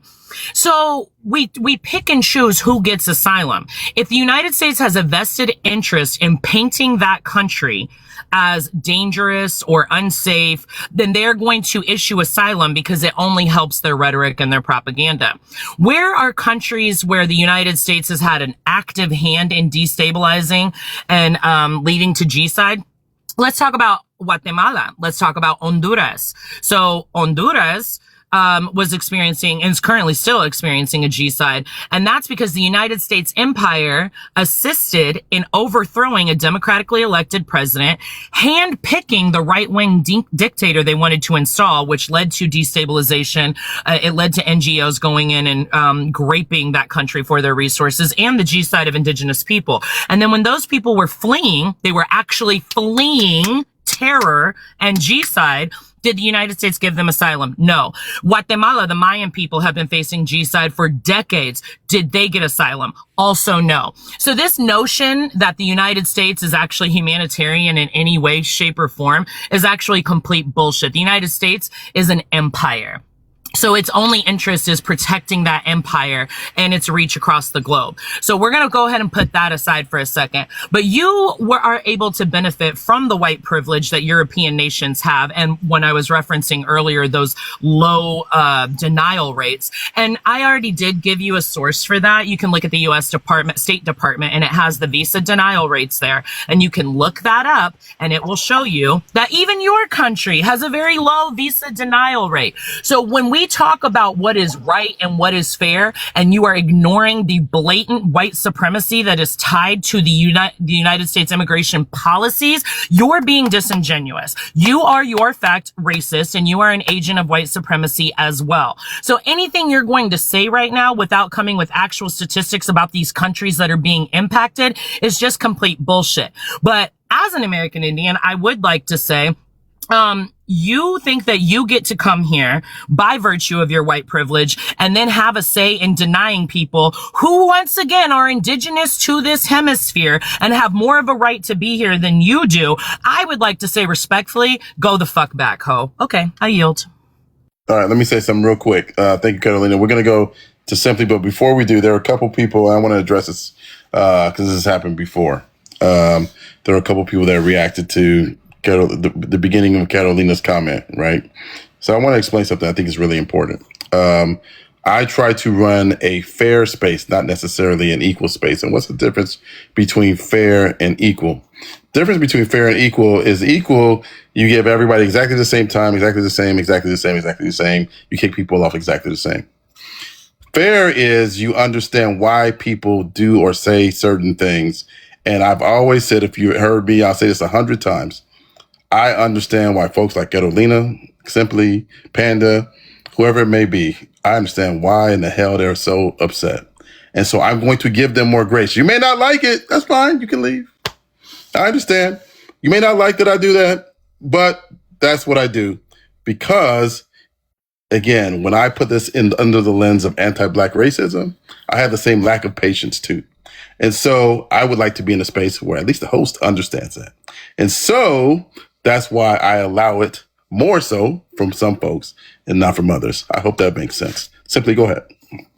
Thank you, and thank you for this space. I just wanted to point out, because this needs to be addressed as well, is that there are documented cases where people who risk their lives to help the U.S. as interpreters, informants, translators, intelligent assets, etc., have had their asylum visas delayed, disrupted, or left in limbo, especially when this new administration came in and they did it intentionally. We have to remember there were many Afghan allies who worked with U.S. forces or U.S. supported agencies who are still in limbo despite being eligible under programs like special immigrant visas or asylum pathways. One example is nearly 1,600 Afghans cleared for U.S. refugee resettlement included allies of the U.S. military personnel that had their flights canceled under this current administration due to policy changes. Many of these individuals help U.S. efforts, but because of their shifting policies, administrative delays, suspensions, and refugee resettlement programs and legal bottlenecks, the promise of refuge or safe statuses have been broken. So I'll give you guys an example. If you've seen the movie Lone Survivor with Mark Wahlberg, that family that helped him out, their life was at risk and they were brought over here. So we have to remember, like, we literally just screwed a lot of people over that risked their lives to help us. Promised them that we would take care of them. These stories illustrate the betrayal of people who trusted the U.S. system and acted in good faith. They sided with the U.S. values, often under extreme risk, and then the system changed on them. This aligns with the broader teachings that when a person follows the process, right, and it's, they wind up being abandoned. It highlights how the system fails rather than the individual themselves failing.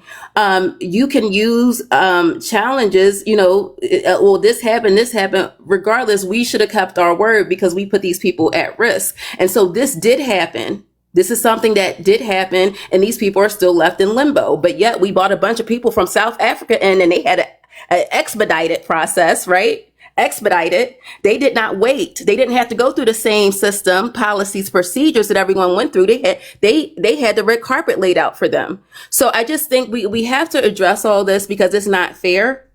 It's not fair. And I would not be surprised if some of these people actually lost their lives waiting because their lives were at risk. Okay. All right. Hey, Simply, thank you so much, fam, for coming up. I appreciate you. Hey, I know you gotta go. Statistic real quick. The visa denial rate for her country, Cyprus, is 2.16%. Okay, continue. Mitty, can you put me So, on the big screen? so real quick, let me let MHM come in because it was Catalina got a response in and Simply got a response in. So MHM, what's your perspective on what was shared by both Carolina and Simply? I think I can't see you approving like a full open border. Like that's not safe. That's not safe at all. Do I think the border should be completely closed? No. Obviously not. But there's way too many people here that aren't vetted. Don't you think people should be vetted? Like that's what I'm confused about. Don't you think these people should be vetted to come into our country? People were vetted, yeah. Yes. Okay. Love it. Yes. Exactly. We're all vetted. It doesn't matter. I think we shouldn't. I think So we real should quick, y'all. Let's let Panda come in. Yeah. Go ahead, Panda. So yeah, Panda, I you wanna go through? agree. I agree that we need to be more vetted. I also agree that America shouldn't be wasting their time on protecting other countries, which is why you're here, right? If we didn't spend time on protecting other countries, why are you here? Why are you here? Why aren't you in mainland Europe? Why aren't you in some other European country? But instead you came here because we had to play Captain Save-A-Ho as America and save your family. Secondly, you asked for proof and so I decided to provide proof from CIA, right? Because you talked about human trafficking, not knowing that white Central and Eastern Europeans run human trafficking in most of the world, but especially in the Western hemisphere. Particularly 45,000 to 50,000 women and children are trafficked every year to United States, approximately through our points of entry that we know of. So again, I'm just a little confused as to why you as a white tea person are not focusing on your culture, and addressing this white tea issue of white Europeans coming to our country and thinking it's okay to not only traffic children, but to actually run the rings that traffic them. It's not South Americans that are running them. It's white tea Eastern Europeans, many of them overstaying their visas.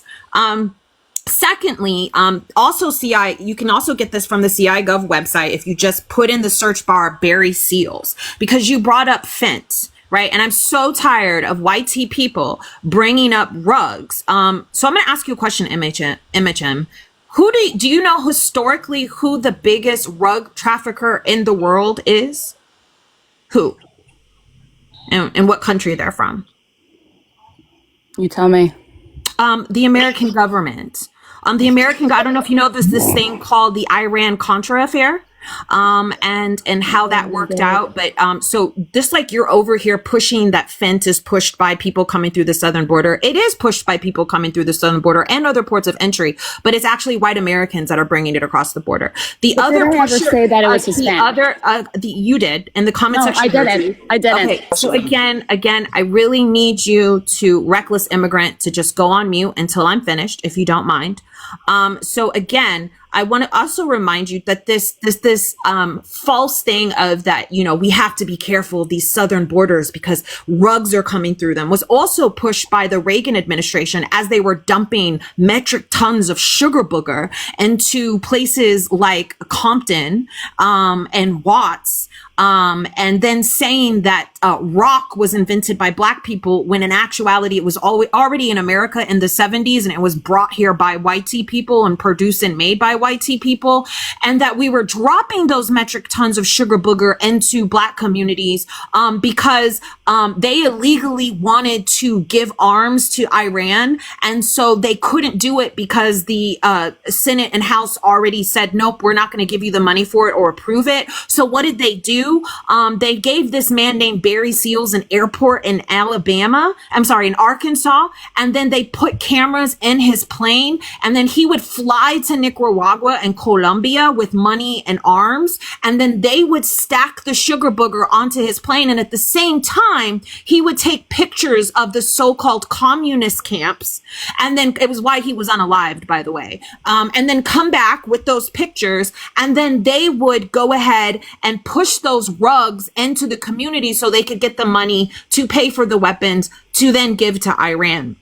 And this went on for years and years and years because Freeway Ricky's Connect left was literally the American government. And then we used Panamanian president and general Manuel Noriega to launder that money, which is why he's in federal prison now, because he was best friends with CIA head, who was our president at a time, George Bush. But before George Bush was president and vice president, he was head of the CIA, and he made friends with Manuel Noriega, and that's how they were funneling and laundering the money. And then when Manuel Noriega wouldn't comply with them anymore, they then suddenly said, oh, you're this big drug lord and you're being horrible to Panama, so we got to put you in a federal government. But they just wanted to shut him the fuck up because they knew he was laundering our money. So I'm just really confused as to why suddenly you're concerned with the rugs that are coming through this country, but you're not concerned with people like McKesson, who is single-handedly responsible for the fent epidemic that is going on in America, because they decided to funnel so much fent into small towns in like places like Florida and Illinois and Indiana that was enough to supply every single resident in that small town through the small mom and pop pharmacies, including the children, enough fent and smopioids to supply every single person in that town for a lifetime. But you haven't addressed any of that. And you're because it's 2025, Shawty. What's going on today? Don't call me Shawty, okay? You're not. You already. What? You already. I got it, guys. I live in New York. Leave me alone. I got it. Excuse me. Let me just. Hold on. Let's let Panda finish. Let me just address this. First of all, Shawty is an AAVE term. You just already said that you're Caucasian. You're up here being racist as fuck to Black Americans. Myself, you called me a white woman. You guys Excuse me, you did. You called me a white woman. You try to quantify my blackness, which is literally the foundation of white supremacy. You are not allowed to use AAVE. See, the problem is we don't gatekeep enough. You were racist. You're up here touting false claims of rug trafficking and human trafficking when it's literally white people doing it. And we have the CIA telling you it's white people.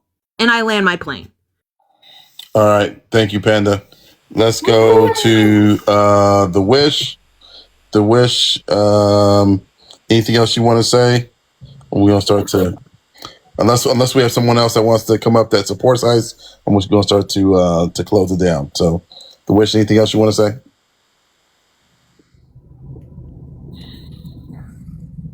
Okay, I'm going to take that. I'm going to move on. Final comments. Anything you want to say, Manuel, to close it out? Yeah. Can you hear me?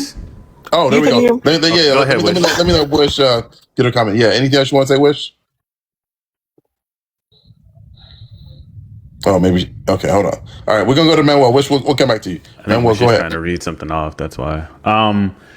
Yeah, I was just going to actually say something, speak on something that Panda said. The reason why they are focused on the border, specifically, they're focused on the non-ports of entry, is because that's where they're telling them to look. They will not look at the actual ports of entry, which is what the Lankford 2024 bill wanted to actually address, which is making the ports of entry better, actually building out those ports of entry to allow more lanes so they can actually put more checkpoints at the ports of entry so more people can actually check those cars, check those trucks and everything. But they are telling the citizens, the voter base, to keep a focus on the non-ports of entry, while actual everything that they are telling you that is happening in the dark and behind your back is actually happening at the ports of entry. So it's a smokescreen. It's diffusion. It's subfuge. It's like that. That's why they can't actually speak to what's going on at the ports of entry. That's why they can't speak to the Americans that are bringing in the rugs into America, because they don't want to perceive. They don't want to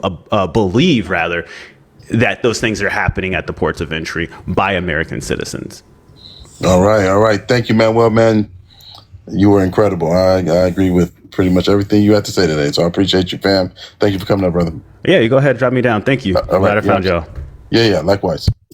All right, we're gonna go to let's go to Panda. Panda, anything else you want to say, fam? And then Wish. We'll go to Wish next. Yeah, I just want to say, first of all, shoddy is a Southern AAVE term. So if you being from New York, that's not a term that they use. Even I, as a Bostonian, know that. But secondly, I don't care what your proximity to blackness or whatever. We're gatekeeping shit starting the end of 2025 and especially moving into 2026. If you're white, you cannot use AAVE. I don't care if you're from the South. You're saying it's Southern dialect. It's not. Stop using that shit while you're being racist to us. It is ours. You cannot have it. Stop wearing headdresses. Stop going to powwows. Stop wearing turquoise. We're tired of it while you're being racist. F. It's crazy. It's crazy to me. And white women, the turquoise you're wearing is not even real turquoise. And I land my plane there. Carolina, I love you. And just like, can we just make America brown and black again? Please send all the white people back to Europe. That's where you guys belong. All right. Thank you, Panda. Appreciate you. All right, let's go to the Wish. Wish, anything else you want to say? Yeah, I wanted to end it that I do support ICE in the sense that I believe every country, including the U.S., needs law, order, and a system to manage like immigration. A nation without rights to enforce its borders and maintain security, like supporting the ideal of enforcement doesn't mean I support abuse or mistreatment. I'm against any type of unfair processes, humane conditions, any violations of people's right in any ICE facility. So it is possible to believe in a lawful immigration. Oh, I was going to ask her a question. I didn't do it. Well, I can't do it, but So, yeah. Okay, go ahead, Carolina. Go ahead. you're good. You're good. I like how she never answered my question though about how undocumented immigrants affect her life personally. So, yeah. Fuck real ICE. quick, Oh, Panda. go Hold ahead. on. Let me come back to you. So, the Wish, you said you support ICE, and you said you acknowledge though that that there may be mistreatment, but doesn't the mistreatment that you acknowledge make you pull? Well, it makes me at least pull my support. Shouldn't it make everybody pull their support? Given that mistreatment should never happen. That's my question to you, Wish. What do you think?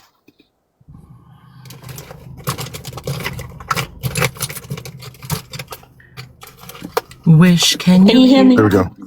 Okay, I'm having a whole conversation. I get what you're saying. I can see where a person would pull their support for it. And, you know, I'm not freely out here saying, okay, I'm with ICE hurting people. That's just what it is for me. You know, I believe like you can enforce this system, but it has to be fair and transparent and humane. That's just my stance. Any other questions about it? I mean, I get where you're coming from, but I mean, at the end of the day, it still needs to be some type of system. But I digress in that. Okay. Carolina, go ahead. Anything else you want to say, Yes. Absolutely. So fuck ICE, fuck white supremacy, fuck agents of white supremacy, regardless if you are a person of color. Also, I'm still not letting that Siberian comment slide, you a whole ass pretendian woman. Anyway, so on that note, yeah, I just want to say, like, this is absolutely ridiculous because people don't care about the actual issues that they're talking about. Those of us who are on the right side of this argument have produced statistics, sources. You know, you guys want to talk about child trafficking, largest demographic to do that are white teen Americans. You guys have talked about the rug use and rug trafficking, also white teen Americans. You guys have talked about law and order, T-word groups, white Americans. Like, we could do this all day. The problem in this country is whiteness. The problem globally is whiteness. So until y'all are ready to address the real issues that impact the daily lives of Americans and everyone on this globe, which is whiteness, white supremacy, like, I don't even want to hear it. I know that people think it's ridiculous when I say, deport all the white people. Obviously, I know that's not going to happen, but I don't think that there should even be a conversation about people who are trying to survive from the hells that our colonial empire imposes on their home countries. I don't even think that it's worth a conversation unless we're going to talk about getting white people back to Europe, because they are not the ones who belong here. People want to talk about anchor babies all the time. They're the original anchor babies. They have benefited from this flow. It's not even just that they didn't have to go through the same rigor. They were invited. They were invited to come here and given land grants to come here. Manifest Destiny was a papal bull. It was the doctrine stating that white people had the right to go into the Americas and G-side my people. Manifest Destiny is what allowed for the transatlantic slave trade. And so when people want to say, oh, but that's the past, no, we are still dealing with the ramifications of those systems today. We literally have a SCOTUS decision this year declaring that racial profiling can be legal. And we see that it's not only impacting Latino immigrants, it's impacting citizens who are both black and brown. We had just recently, 2 days ago, we had an American Indian woman, an enrolled citizen of her tribe, who was detained by ICE. And if it wasn't for constant pleas and calls and lawyers getting involved, she would not have been released. So like, I can't even, if y'all think that I'm ridiculous, I think that you're more ridiculous. I think that if you are going to have the audacity to occupy the land of my people and tell people that they don't deserve to be here, especially when you come, ma'am, you come from a country with one of the lowest visa denial rates on the globe. Like, y'all are absolutely insane. And so until we can have a humanist conversation about immigration, I'm going to continue to say asinine shit that is very offensive to you and your white fragility. I will continue to do it. And if you are a person of color who is engaging in this rhetoric and behaving as an agent of white supremacy, you can get all the fucking smoke as well, because bootlickers exist in every fucking community. So I want to thank Smitty for always having these beautiful panels.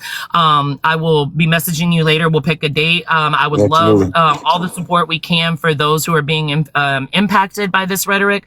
And yeah, fuck the colonial empire. Love y'all. Take care, Catalina. Love you too. All right, we're gonna let Catalina go real quick. So, couple quick announcements you heard from Catalina. What we're going to be putting together. That's one. Number two, if y'all can support Nichelle, I know pretty much everybody that's here, you know Nichelle, and you know what she's going through with her daughter. So please, oh my goodness, look at that timing. As soon as I started talking about Nichelle, she popped in. Nichelle fam, if you want to come up, I would love to have you up. I was literally just talking about you right before you came in. Look how God works. So that's another thing that's on my mind. I think Palinada's got some content about how we can support Nichelle. So that's another thing as well. The third will be, again, this live that I'll have in regards to this resident here in Los Angeles, who again is a diabetic, who is on a very strict diet to maintain his insulin levels, and he has not been able to. Palinada, thank you so much. Callie, thank you so much. Appreciate it. Please, if you can support Nichelle, that would be incredible. That would be incredible. Honestly, that would mean a lot to me. I know it would mean a lot to the people in the community as well. And so for the folks that may not know, I want to give Nichelle the opportunity to be able to give us an update if she would like, right? And as always, please be the loving, incredible chat that you guys always are. Go ahead, fam. How are you doing? Michelle, oh, there we go. Now we got you. Go ahead. I'm over here acting like I don't know how to use the mute button. Hi, Smitty. Hey, Sam. That's crazy. I literally just made a little update. Here, I'm trying to. That's amazing. Hold on a second here. There Okay. she is. There we go. She is sleeping peacefully. Say hi, Tiff. That's Smitty. Hey, Tiff. He was just talking about you. Hey. She said, hey. Okay. Hey, girl, hey. So, for y'all that don't know, thank you, Smitty. I really appreciate you. Of course. So today is day 21 of Tiffany being in the ICU. And first of all, thank you. Let me start with this. The love that y'all have shown me and Tiff with all the things that are going on in the world. I was just DMing someone, Soul Speak actually, and just saying how weird it feels because there's so many deserving causes and people. So many people are suffering right now. It is difficult for all of us to be able to support the causes. I mean, listen, if you live in America, you know, if you know, you know. Smitty does these lives about all these important topics. The love that y'all have shown me and Tiff, when so many people are suffering, I haven't had a chance to message everybody back or try to, but I'm glad I at least have this opportunity to thank you all for even caring, for looking and engaging with my little corny little videos. I really do those mostly for Tiff because if you haven't, and I hope no one ever has to, but just like the people, like if all of us who are like in the pro-pally community who remember, their number one thing was to not be forgotten, right? It can feel really, really lonely. It can feel really just very alone. And I just wanted everybody to really kind of know and get introduced to this sweet girl that is my daughter that God has blessed with me, but and bring awareness to hydrocephalus and caregivers and what it's like to kind of live in our world. So people who are asking, she has a condition called hydrocephalus, and it's water, called basically water on the brain, and she has a shunt. So if you think of a shunt, think of a water balloon, that's a ventricle, and think of like a bendy straw. And the bendy straw kind of goes into that portion of that water balloon, if you will, and then it drains into another part of the body. Often people ask me, like, oh my gosh, Nichelle, why has she had so many surgeries? It's because, again, in that example of the bendy straw, right, sometimes it gets clogged or kinked. And when that does, that's like a life-threatening situation, because just like if Smitty or me or anybody else had a head injury, and our brain couldn't, absorb that water, that pressure builds up, it's pretty dangerous. What has happened this time is, many of you may remember, she had a shunt malfunction last December. We spent Christmas in the hospital. And then she malfunctioned, unfortunately, again in May of this year. And anytime that you have a surgery, there's always a risk to an infection, always. It doesn't matter. It doesn't mean that someone necessarily was incompetent. It's just a thing that can happen. And so the reason why we're here in the hospital now is because, unfortunately, she contracted a shunt infection. And those are incredibly serious. And this particular shunt infection, Smitty, was very dangerous because she came in with a shunt infection that was identified, and we think it was lingering from that May surgery. But what happened is that she contracted a MRSA level infection while she was here. She has a very rare form of bacterial meningitis.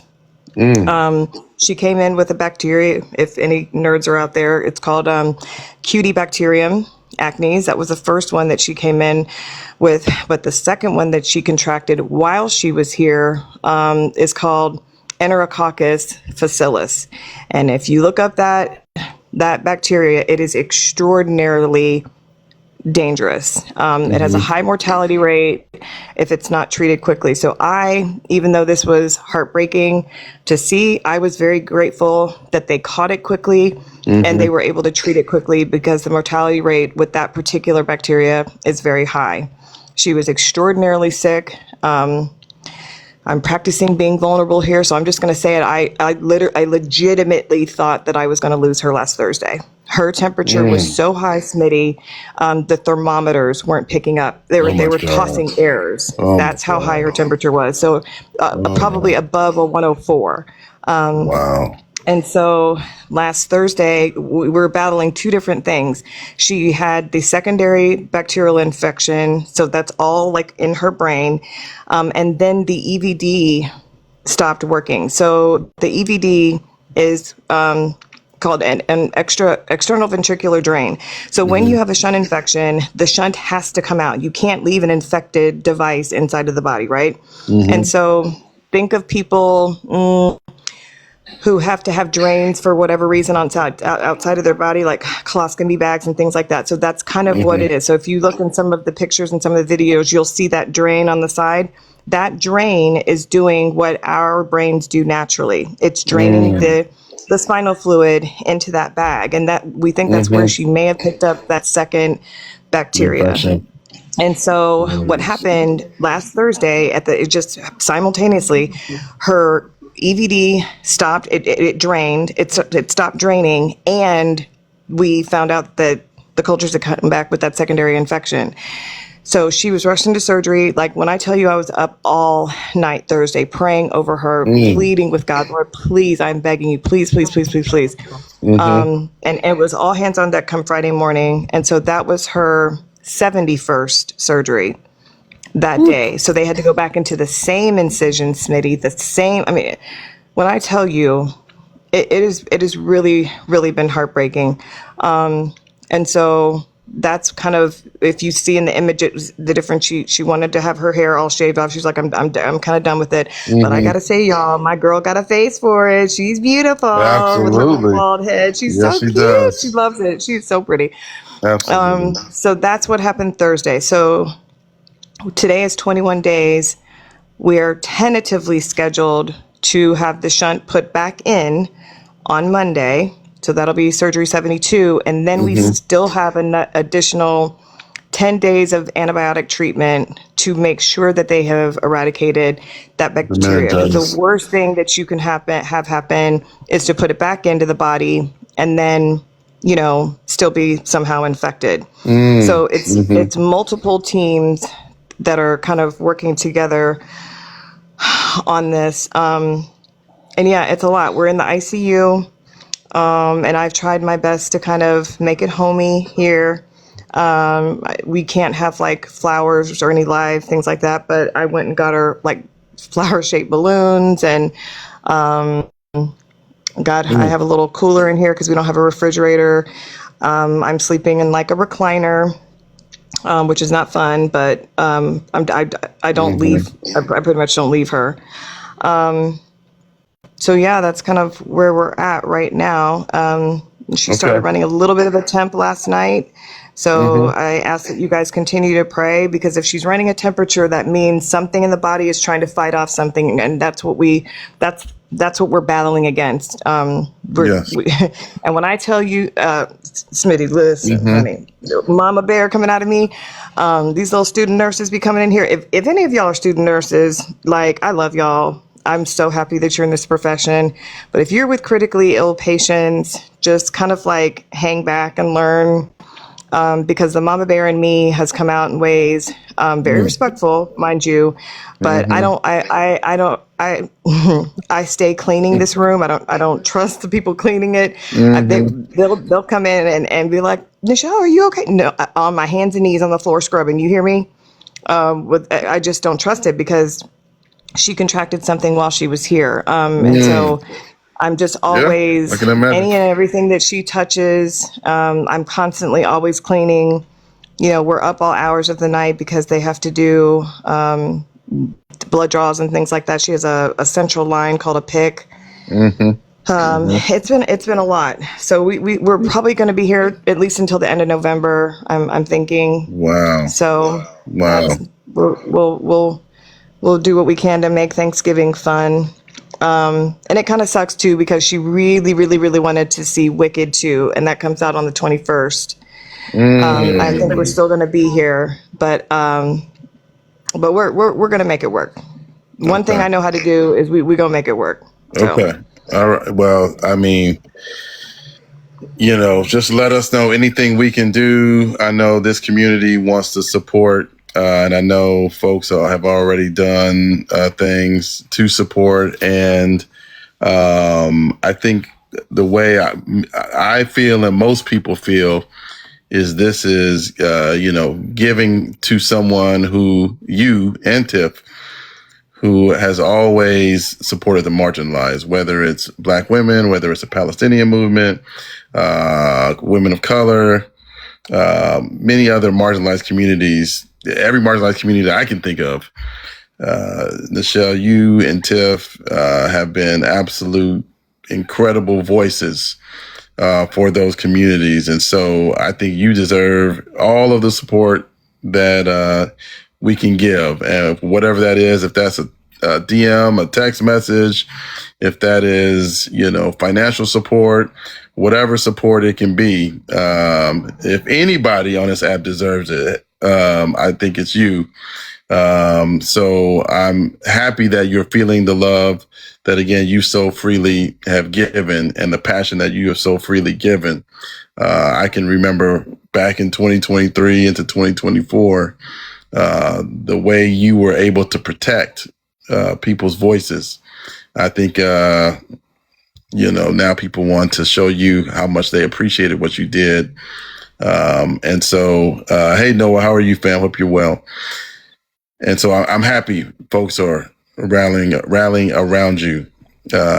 So this is the best of this app. I've always said there's negative aspects to this app. There's positive aspects, but this certainly, in my opinion, is a very positive aspect.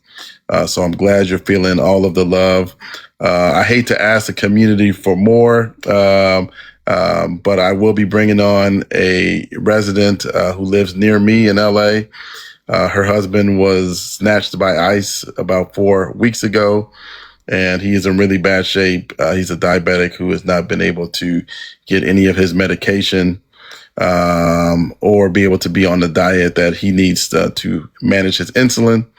And so I'm hoping for your support there. And again, when I say support, I mean, it can just be, sharing the live out that we do. It can be making an impactful comment. It doesn't have to be financial at all. So I don't want folks thinking like that. So absolutely, Goldie. I got everybody, fam. Go ahead. Yeah, go ahead. I really want to thank you for giving me the opportunity. I want to just say something about all of that. There are so many, I'm going to try to not cry here. There are so many, and Smitty, you and I have known each other for a while now. And I'm pretty private. And it's hard to be vulnerable and put yourself out there. And if there are people, if y'all remember this, if a non-melanated woman can call a beautiful Black child the N-word on a playground, and someone started a GoFundMe for her, and that woman got $1 million, and people like the diabetic that Smitty is talking about, or Palestinians, or people in Sudan, or Congo, or the woman who lost her SNAP benefits here and wherever, USA. If if that woman can get support, listen, the support is out there.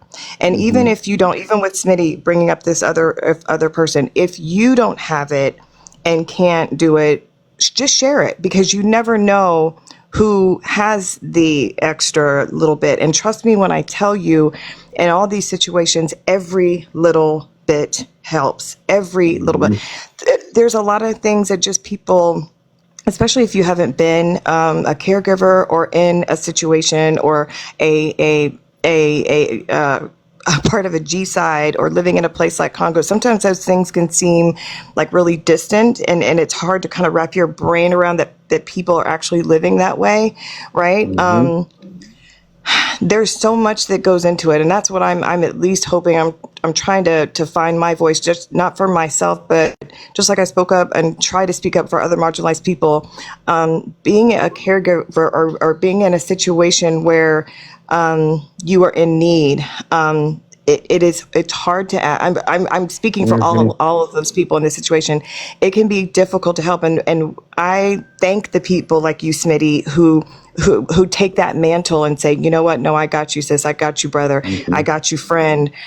Because we're already dealing with a lot. Can you imagine someone being affected by the cruelty of ICE and then having to worry about the type of specific food a diabetic needs or the income. I can tell you right now, I was down to just eating one meal a day because the guest trays here are $10 a piece. And no, I'm not saying that I'm just trying to highlight. No, for no, people, I 'cause a know. lot of No, I'm times just reacting. No, go ahead.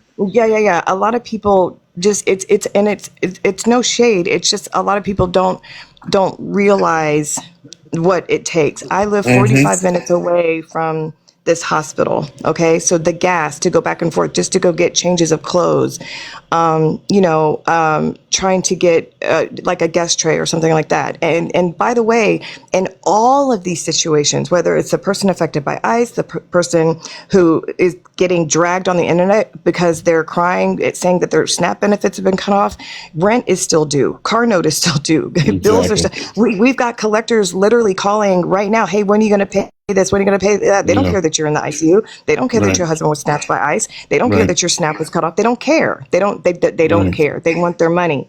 And so whenever you come across, even if you don't have it, and that's okay, and praying or just reaching out and saying, hey, I'm thinking about you, because it's a lonely place to be. Who do you know that maybe has a family that was taken by ICE? Who do you know personally that is living through a G-side, or, doesn't know where their next meal is going to come from, or don't know that mom or that family that is relying on SNAP to feed their kids and being told, oh, just pull yourself up by the boot.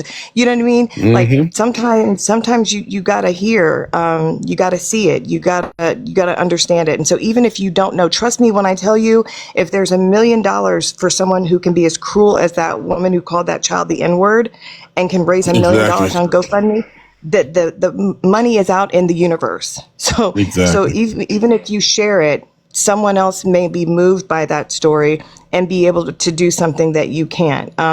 We have to continue to keep speaking up for these people. Smitty, it's weird. I look out the window, like here's my world in this tiny little room, in the very restricted room in the ICU, but there's a big window in here. And I look out, and sometimes on like our kind of like, man, oh man, the world is still going. The sun came up to below, have their lunch, they're on their phones.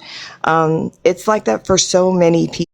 It still goes on, but your loved one was snatched by ICE and you have no idea where they are, and no one's giving you any information about it, right? Maybe you have a loved one that's in Gaza or Sudan or Haiti, or that's your community that you're part of, but hey, life still goes on, right? Like, hey, what do you want for lunch today? Like, I just want to always try to bring it back to that humanity part of it that oftentimes gets lost. And listen, I get it. The headlines are wild and there's so much. It's like whiplash when it's the next terrible thing. But I think in the moments where we can have some kindness and some empathy and take a step back, I think that just benefits everybody. And again, I thank all of you guys for all the kind words. I thank you guys for sharing her GoFundMe, for sharing everybody's GoFundMe, for supporting, for coming and support. It means a lot to the people that are going through it. I just wanted to share that. No, absolutely. Absolutely. No, it's,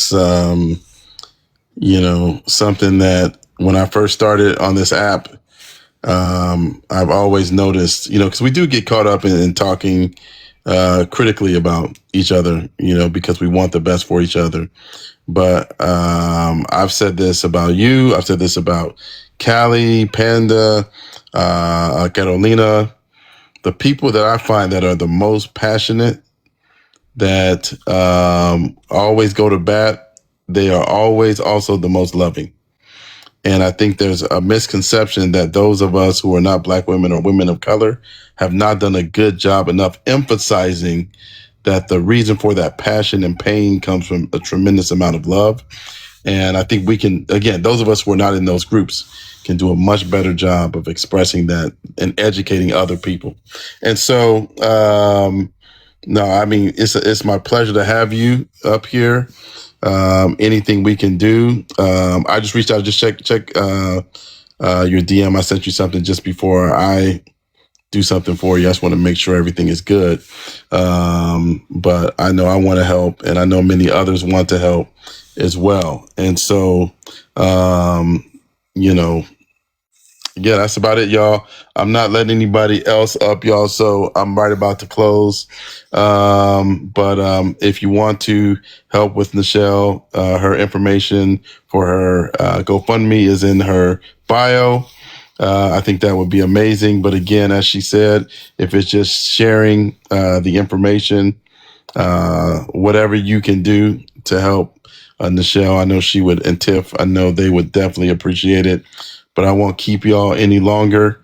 Again, this was an amazing live. A lot of good information from the panelists was shared. I really thank everybody for being here.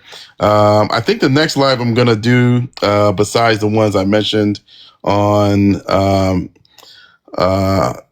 know, the immigration situations with the person that was abducted by ICE and what I'm doing with Catalina, I think I want to do another live on Black Brown Unity. I think that's another important subject that I feel like we were talking about more on the app, but we kind of haven't talked about it as much lately. I think that's still something that's really important that I want to have a discussion on.